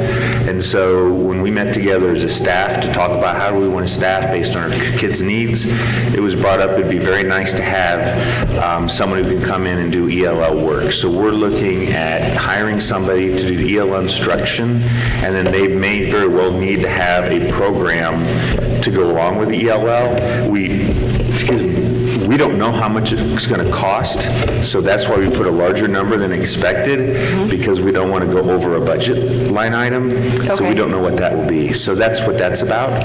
We're looking at having the ELL person, when we do our reading intervention, we flood every grade level every morning. It's a half hour where kids are divided among 4 other people. So we're going to add a 5th one, which is ELL. So any ELLs in that grade level, when they do the flooding for a half hour, they'll be told to do ELL instruction while the others are doing the reading. The afternoon, in the specials rotation, we're looking to adding Spanish into our specials rotation next year. Okay. All right. Thank you. On page 4 of the budget line items, we have board advertising with an addition. It's set at 8,000, and it shows a possible increase of 7,500. What is the purchase services? So what's happening in there is we have said, and I've actually talked to the board, and Tag is currently holding, I don't know if you still have them, those polls, Tag. He got some poles for us, some telephone poles. We're looking at signage at every entrance into our district. We're trying to build awareness for the community and also pride. So at our entrance, it's going to say things like, you know, welcome to Hornet Country, or you're entering Hornet Country and having a hornet and that kind of thing. And then PPIR has given us permission to put signage on their property so that interstate folks can see, you know, the school district is in existence here. And so it's a marketing piece, so it's a one-time expense, not a recurring. So the line item used to be 500.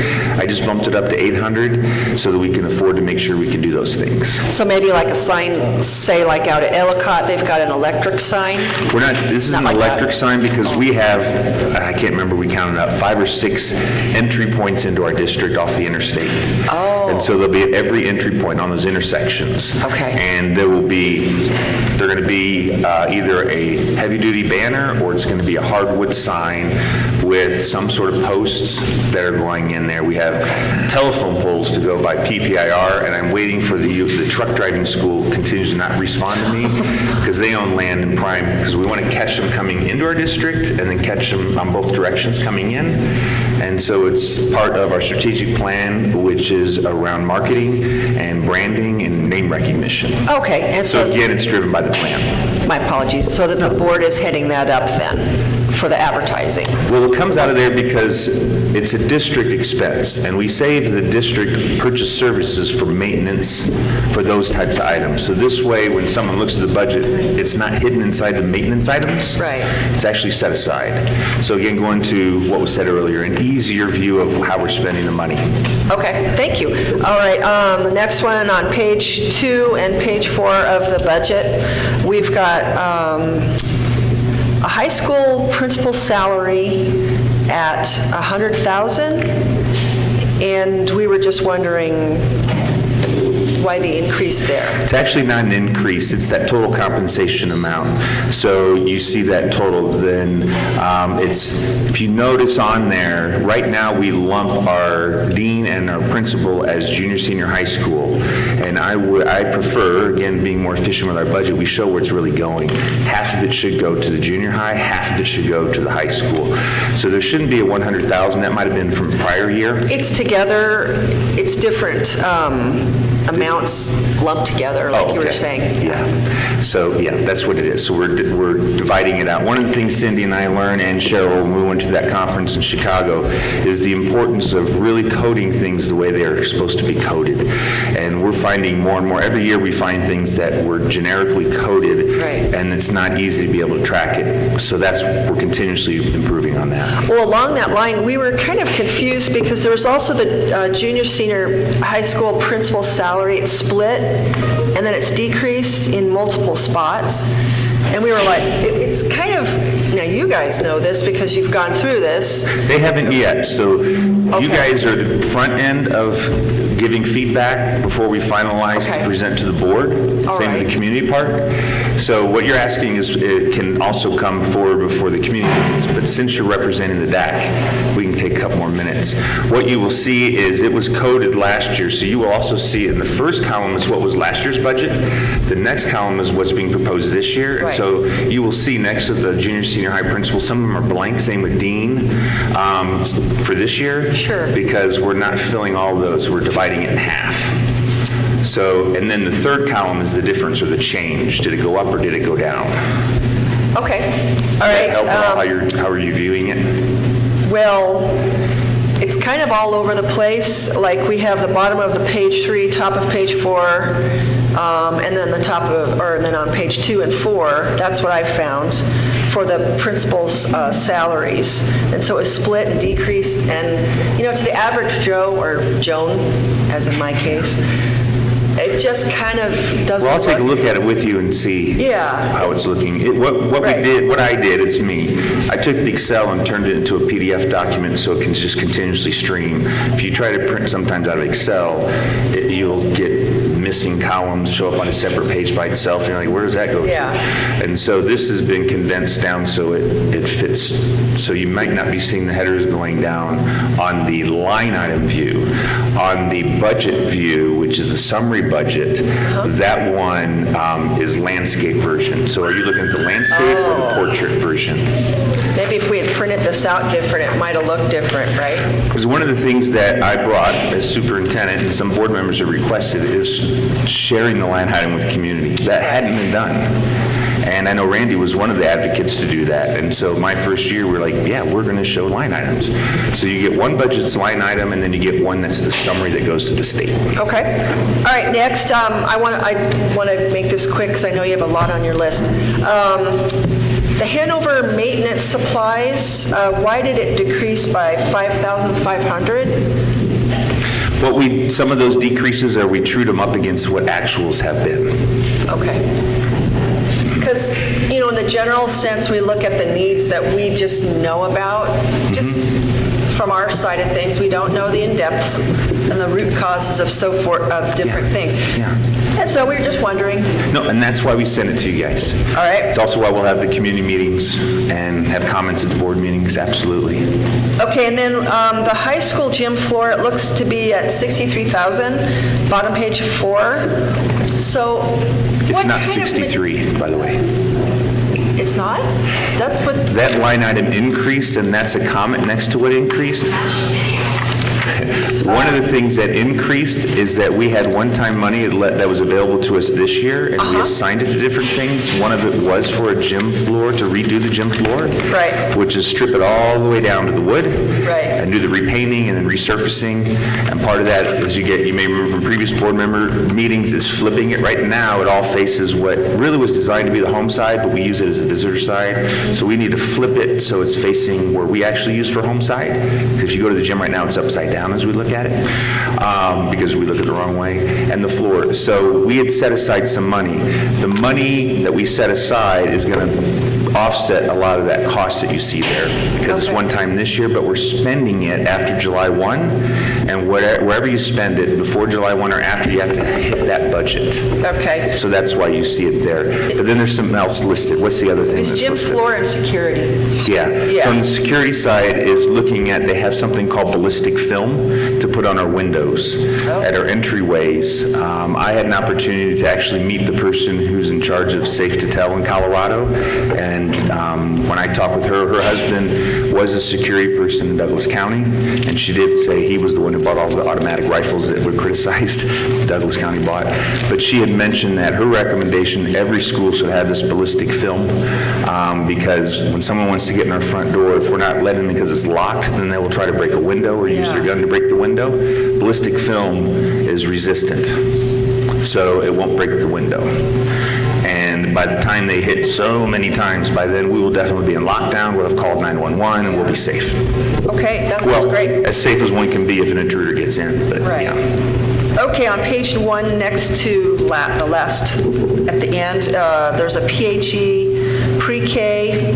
So it says CPP and CPKP. There was an increase together of about 8,000.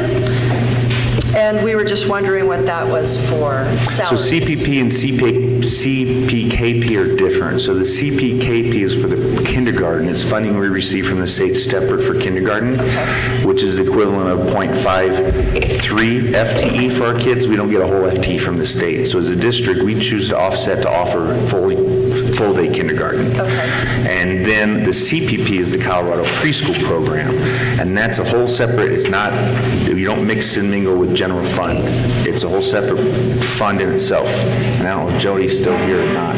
But yeah, she's right there. What you're seeing is an increase in there is we have carried over a nice fund balance, and we didn't get the GOCO grant, but we still need a significantly better preschool playground, and that will also help us to go from a 4-star to a 5-star program. So we're using her carryover money to be able to put in a playground for preschool. And then in terms of salaries, I have moved Jody off of being an hourly waged employee to being an exempt employee. And so that takes away her needing to always do a time card every month, and also her having to turn in for overtime pay, et cetera. It's just, she knows what she's going to get. And so when you do an exempt, there's a slight increase that happens because of an exempt employee. So that's part of the raise there.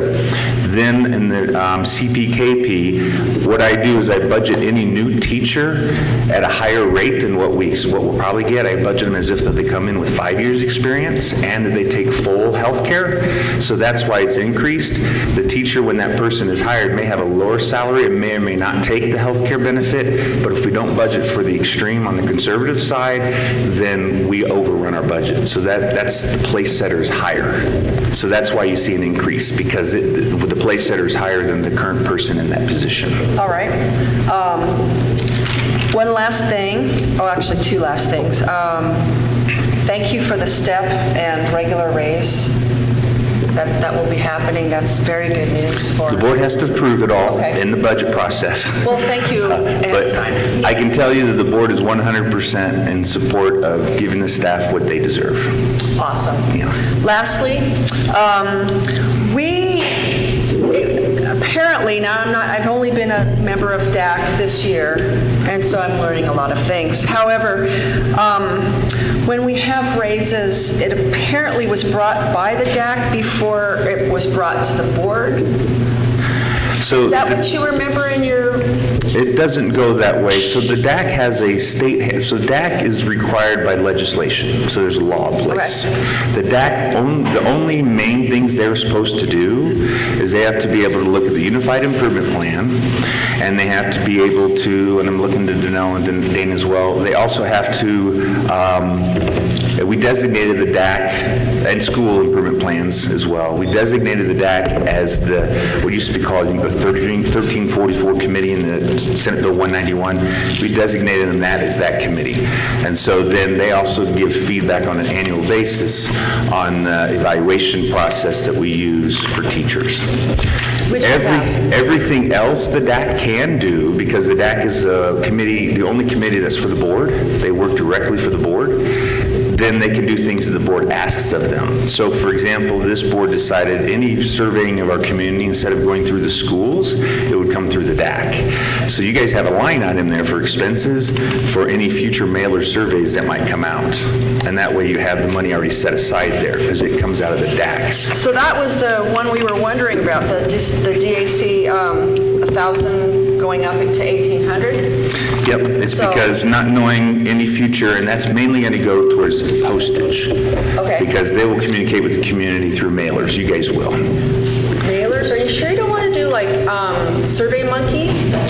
We have tried it before. One of the things is that in our community, we did a survey on technology. We found that less than half of our community has internet access. They might have technology, but not internet access. Okay. And if they do have internet access, most of them it's through their cell phone, and they're paying for data. They're not paying for the full package of everything's free. So if you do a Survey Monkey, you're immediately taking out a portion of our community who can't respond, and then you're also taking another portion that has to pay to take the survey. And so if you mail it directly to the home, they all get mail. Or if we do both? Again, then your response rate automatically goes from 100, let's say only 40%, as I said. Now you're only hitting a target audience of 40, not 100%, only 40%. And then if you say get a 30% response rate on that, it's a really small. Okay. If we get 30% response rate on 100% of the community, that's a higher sample. Okay. And it better informs the board on what the community truly wants, not always having to select individuals. Now, if the DAC wants to make that point with the board as they look at the budget, then the board can say, well, give them a higher line item, and we can do that. But Grant, with that being said, this year we did our survey only through mail, and we had 17% response. And that is higher than almost any other survey we have done in this district. We do not get it. What we get is our community has the tendency to do word of mouth at about 100%, but participation or response is a very low percent. And that's not just with the district. It's with, I'm sure if the fire board tried to do something, they'd probably get a small response rate as well.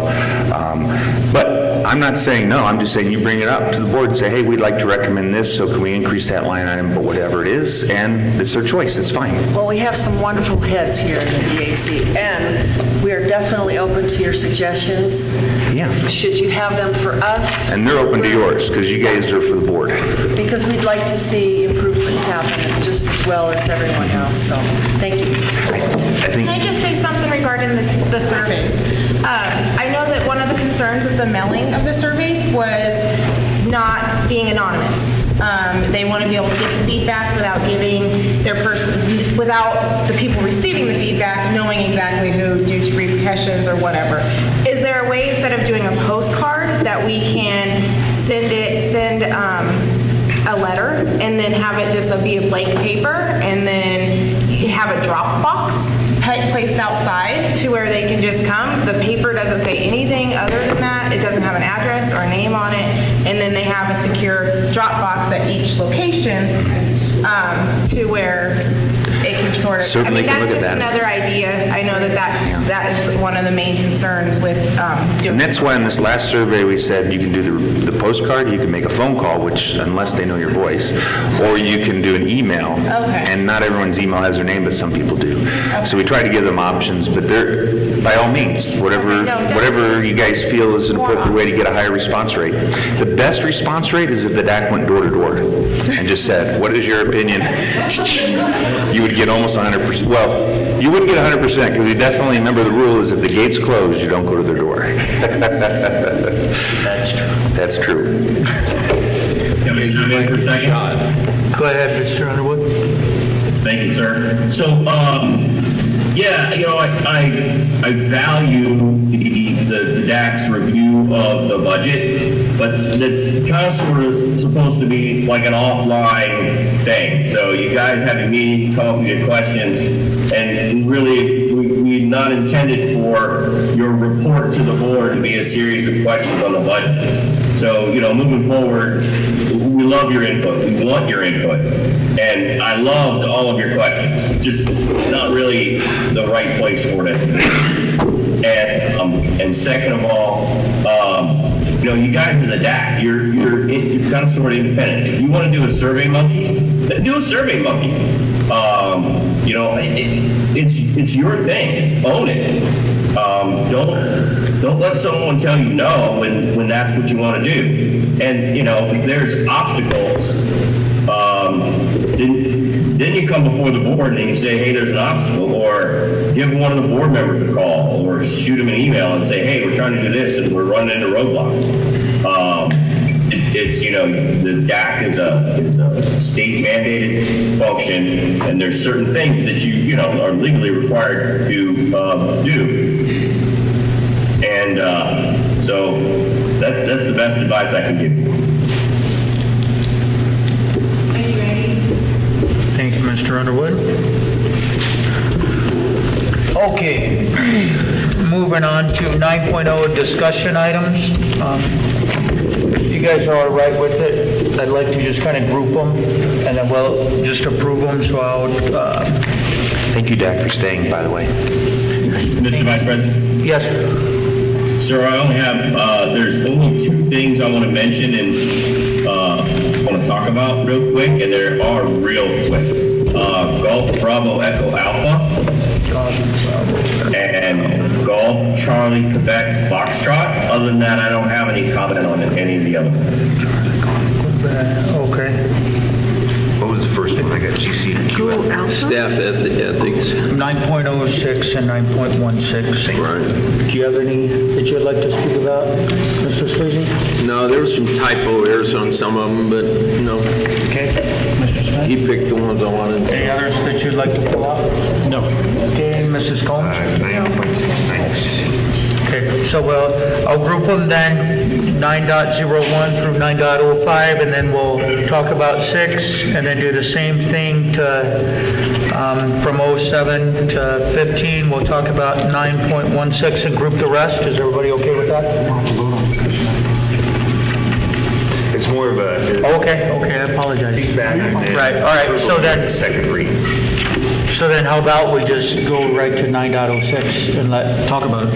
And talk about it. Okay, Mr. Underwood, go ahead. I apologize. No, you're fine. Okay, so on, it's kind of hard to figure out because of how significant the changes are.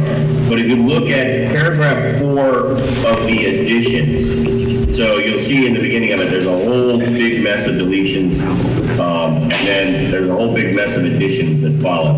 In paragraph 4, we need to talk about the text that's in there, and we need to decide whether or not we need to include it, exclude it, or modify it as it's read. That's optional language as recommended by CASB, so it's certainly within our purview to completely exclude it if we're so inclined.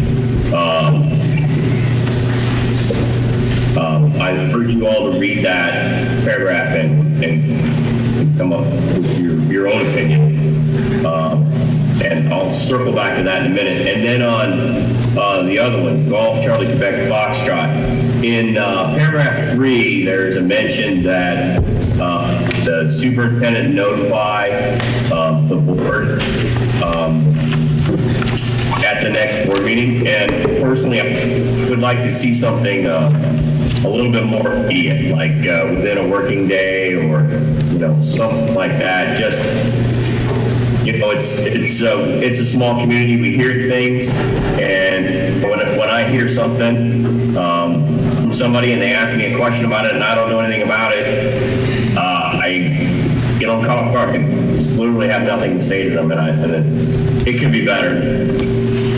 At least give them, yeah, I know about it, everything's proceeding the way it's supposed to be, or, whatever the right verbiage is. What is CASB's something within a day, a work day, something like that. What is CASB's verbiage on that one?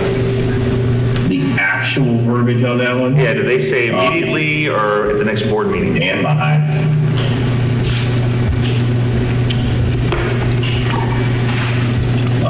It's not, just keep that. He should have known you were going to ask.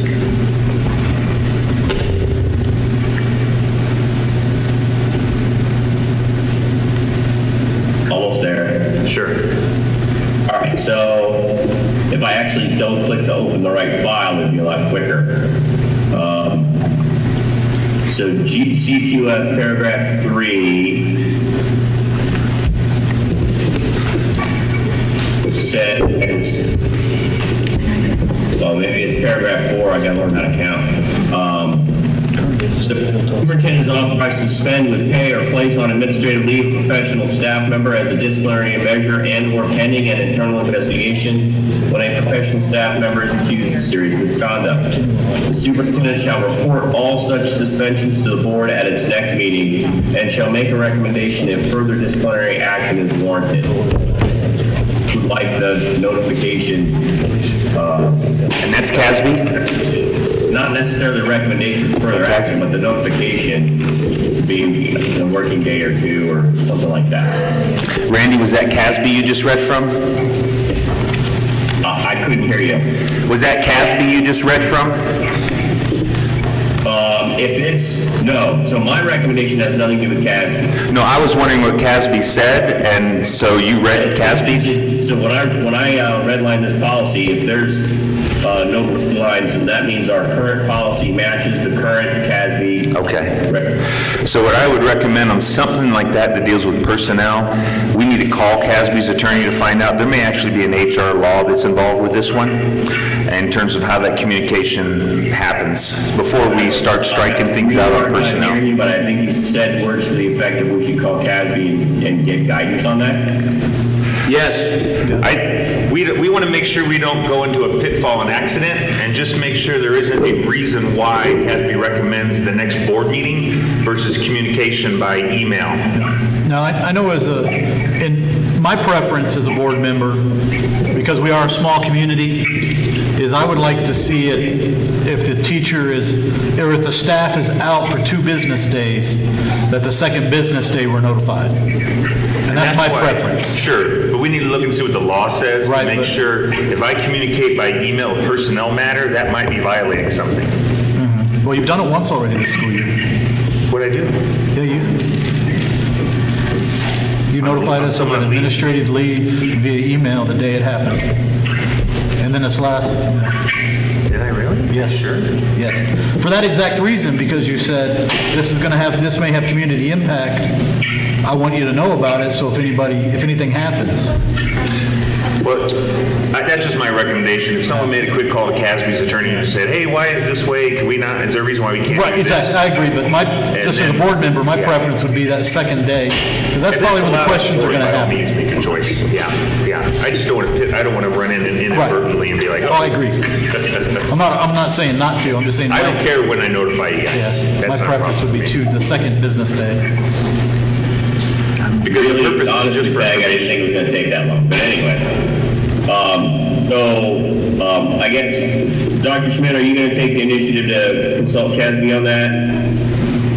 Was that a big old monkey you just threw on my back while you sit there in that luxury hotel room? They can't hear me. Darn it. I was being sarcastic. Yes, I will make that phone call. No? He responded yes, Mr. Underwood. He'll take care of that. Okay. So then the other one is GBEA, and the paragraph reads, moreover, to avoid conflict of interest, the district prohibits an employee from exercising supervisory, appointment, dismissal authority, or disciplinary action over a member of one of the employee's immediate family. The purpose of this policy, that includes spouse, partner, civil union, children, parents. In addition, an employee may not audit, verify, receive, or be entrusted with monies received by or handled by a member of one's immediate family. An employee shall not have access to the employer's confidential information concerning a member of the employee's immediate family, including payroll and personnel records. So that's the optional language that's included in the CASB recommendation. So I'm going to use the small town thing with you on this one. I agree. It goes the same way. And we had a situation this year where an individual who has someone employed in the district, something went to their previous address and it came back and we didn't have a forwarding address, so that's why we gave it to the individual. And that was a small town situation, right? Right. So Grant, I wanted to let every other board member know that when I went through this policy review, I did not make any what do you want to call it? Choices. Okay. I looked at the CASB recommended language and I included everything that was there. So I did that on every policy, and so this one is one of the ones we may want to make an exception to the CASB recommended language, especially considering it's marked as optional in their policy itself. Right. So I just wanted to bring that to everybody's attention, and it's something we need to think about. It's just first read. I don't know what we need to decide today. Yeah, I just want the other board members know that it's something that we will need to address next month, if not now. Could we possibly, when Dr. Schmidt speaks with the CASB lawyer on the other one, he can ask and get some pros and cons for this, based on why the optional language is there? I can do that. Did you hear that? I don't think we should include it, but in all fairness, you know, I had certain methodology when I went through these policies, and I wanted to make the rest of the board aware that this is in there, I guess is the right way to put it. I got it. I'll do those two things. Thank you for that further information you'll gather. Sorry. Thank you for gathering that further information. Yeah. And I'll do it by, the best way, my opinion, is do it by email because I can share with everybody. I'm sorry? Say that again, Mr. Underwood? I said that's all I have on discussion. Copy. Anybody else? No. For discussion items? No? Now we can move on, correct? Now you just say, do we want to move on these? We're going to move these all forward. Not just like move for second. Yeah, forward, second reading. Okay. I agree. Then, Mrs. Gomes? Yes. Okay. But do remember, please read these, because second read is when it's a done deal. Right. I've read some, there's a couple. It takes some time. We got time to look at those. Okay, that brings us to action items 10.0. These are the ones I can group all the way down to 10.22, correct? They all say first read, but they're second reads. Yeah, they're second reads. Okay. So, now I need a motion, correct? Yeah, 10.1 to 10.22. Okay. Could I get a motion to approve action items 10.01 through 10.22? I make a motion to approve 10.01 through 10.22. I'll second it. Then no discussion. Any discussion? How come you guys don't want compensation? No, I'm just kidding. The state says you can't. Yeah, we can.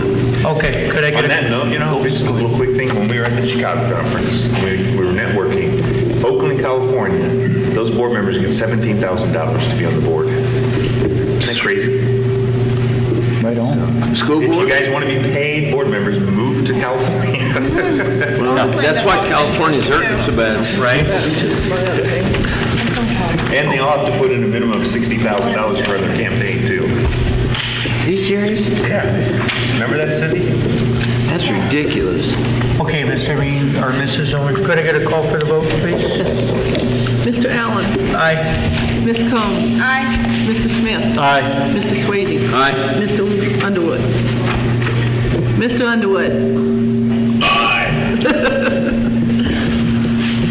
Okay, and 10.23. now we're at 10.23. Which you really should, no, employee is not on that list. What's that? We put employee, you really needed employee A to go first. It's separate. It's separate. It's 10.24. Separated out. It's Right. 10.24. I would Employee A is 10.24. Yeah, 10.24 is I am going separated. slow here, so. Yeah, 23 is not. 10, right. Yeah, that's a good one. Go ahead. Okay, so, 10.20.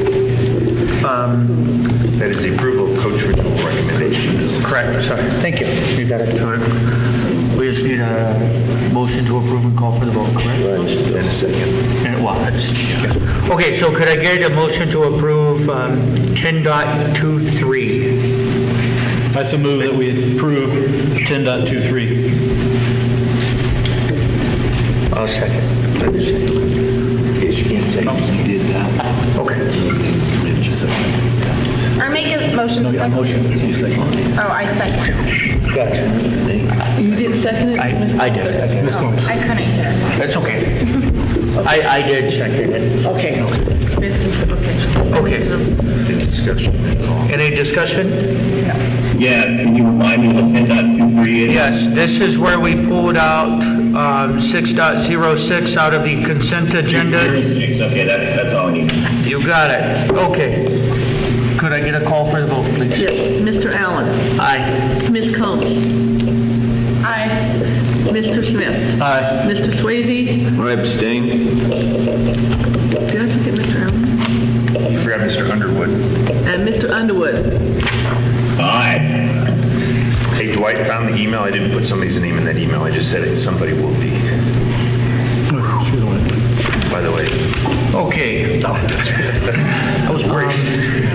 Well, you still have to read this. 10.24. Now we're moving on to 10.24, which was 6.07 that we pulled out from the consent agenda earlier. No, 10.24 is the approval of employee A as a coach. Right. Thank you. Thank you. That's what I was going to get it there. I'm sorry. So, could I get a motion to approve 10.24? I make a motion to approve 10.24.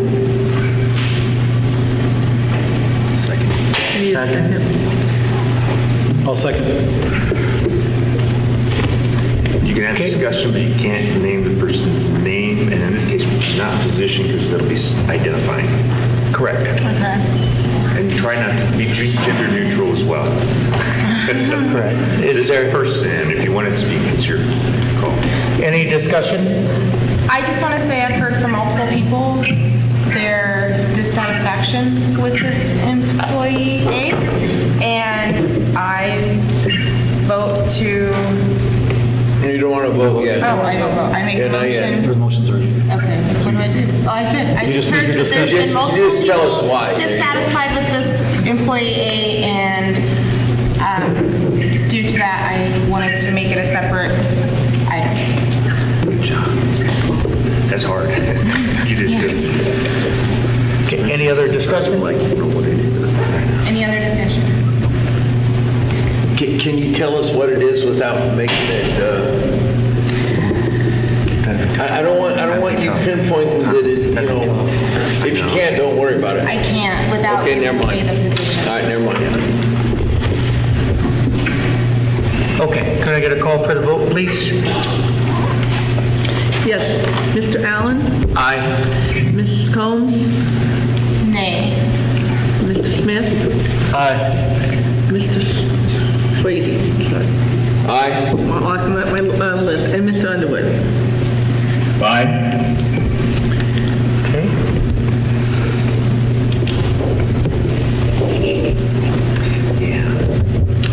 Now, Now 10.25. which is 6.07 from 607. Okay, I apologize. Okay. Could I get a motion to approve 10.25, which Mr. Underwood is 6.07 from earlier? I make a motion to approve 10.25. Second? Could I get a second? I second. Okay, call for the vote, please. Oh, I'm sorry, discussion. Jeez. Unidentifying discussion. I'm trying to get us out of here. No, I'm just I'm sorry. I'm just kidding. I'm just kidding. That was just a mistake. Any discussion? Nope. Hearing none, call for the vote. Mr. Allen? Aye. Ms. Combs? Aye. Mr. Smith? I abstain. Mr. Swayze? Aye. Mr. Underwood? Aye. Okay. Now, can I talk about why we... Yeah. Okay. So, Randy, just to kind of, or Mr. Underwood, I'm sorry, just to kind of get you up to speed, a few... I'm up to speed. Okay, so that... If there's no motion, then we don't do it. Copy. Brings us to executive session. Do I need to read this, or can I just... You have to read it. That's what I thought. Okay. So the executive session is to discuss personal matters, discussion of matters specific to particular employees, not general personnel policies, does not include discussion of board members, of appointments to the board, according to CRS 24-6-03 for Foxtrot. Do I have a motion to move into executive session?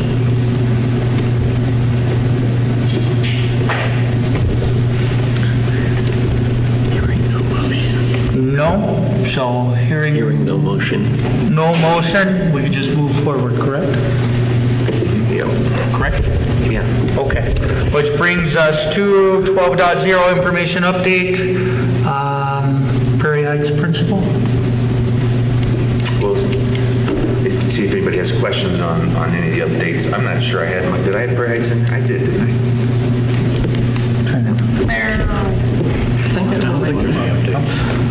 I don't know, I get so much updates from... I don't recall. Can I just say, does anybody have it? Right? Okay. We do have a fun event coming up, just so you guys can know. We have a movie night on Friday. It's Friday night. The meal is free. The movie is called Wonder. We read it aloud as a whole school to all of our students, and it goes with our social and emotional learning on empathy. That's going to be right here in this room. Awesome. Any other discussion on any of the other updates? No? Other business? Is there any other business? I have some other business. I've been kicking the idea with the emergencies that we've had. I'd like to know if the board would be willing to consider a resolution. That would be something along the lines of that we would declare ourselves an open space for evacuations as we can, dealing with the emergencies we just had, so we have a resolution binding for what we do as a board, and I can get that done and have it out. What do you mean? Something's recognizing emergencies, that we'll have our schools open as evacuation places that if we can. If we can. And I expect that, yeah.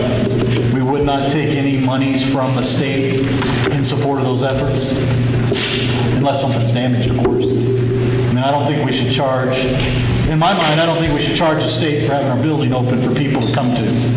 I just think that's something as a, that wasn't money for people to come to. That was money for the firemen, wasn't it? Right. That was just money to have the building open for the firemen. Protocol from Office of Emergency Management is whenever they use a space. And then, so I got it from the, I always get sectional finance chief, I think was their office. Right. But if you want to put in the resolution that we would not accept that, that's okay. We just want to be careful that if we say that and they do damage something, that we know that we could have to repair it. Well, in a resolution, we can put except for damages. I mean, that would be some part of the resolution. I just don't think that when somebody comes in, they're fighting, they're helping our community, and we're part of the community, that we should charge them for doing that. In my mind, I just don't think that's the right thing to do. and I'm just one of 5. I think it comes from the state, but It does, that's what I think. It comes from the state, but it's still money that's, It's pretty standard. yeah, it is, yeah. And they Can call we find more they out call me at about it? 11:30 at night. Exactly where that Call comes whenever from they're and ready. what's going on? I don't know anything about that, so I don't want to. well, I'm just asking, would you entertain that resolution? We I can would. find more information. I would, but I'd love the more information. Okay. The resolutions are usually like a foot long of paper. Oh, yeah. So before I get through all the work, I want to make sure that it be considered instead of just Dwight's crazy. We don't want to do that. Well, we know he's crazy, but I still would consider it. Right, okay. Any questions? Any other questions? Regarding his point, so you, just to clarify, you want a resolution where the state does not have to pay the $300 and something a day to use our facilities, is that correct? That's part of it. Okay, Except for damages. okay. If we have to get that money, could we donate that money to people who need it within the district? If we don't, because if we're going to get it no matter what. But can we look into that? Like, if you That's don't a want the great money idea, at all. Danielle. I'm just not sure of the legalness of it. You know what I mean? No, definitely, but when you guys are doing the research for the resolution, can that be part of the research? Well, why don't you help Dwight research that? Okay. So you guys have some research to use the money. Because She's thinking of a case of green beans. there's like a, what is it, like a proper format and method of writing a resolution. So that can all go into that. Totally possible. Because that doesn't violate. So it sounds like it's an agenda item for next month. See if it would be, instead of to the families, to maybe the food pantry, that might be Yeah, more. just I something. think that might be easier Yeah. to do. Just something. Danielle will research So that. that's what I'm saying, Danielle can research that with Dwight. Okay. Any other business? No? All right. Motion to adjourn? A second. All in favor? Aye. All opposed? You didn't get a chance to vote. No, just there was no opposing. No opposing, huh? Not on that one. What's going on, Dean? I don't want. Devin, you heard you made somebody fall the other day in the gym. Who? Did you? So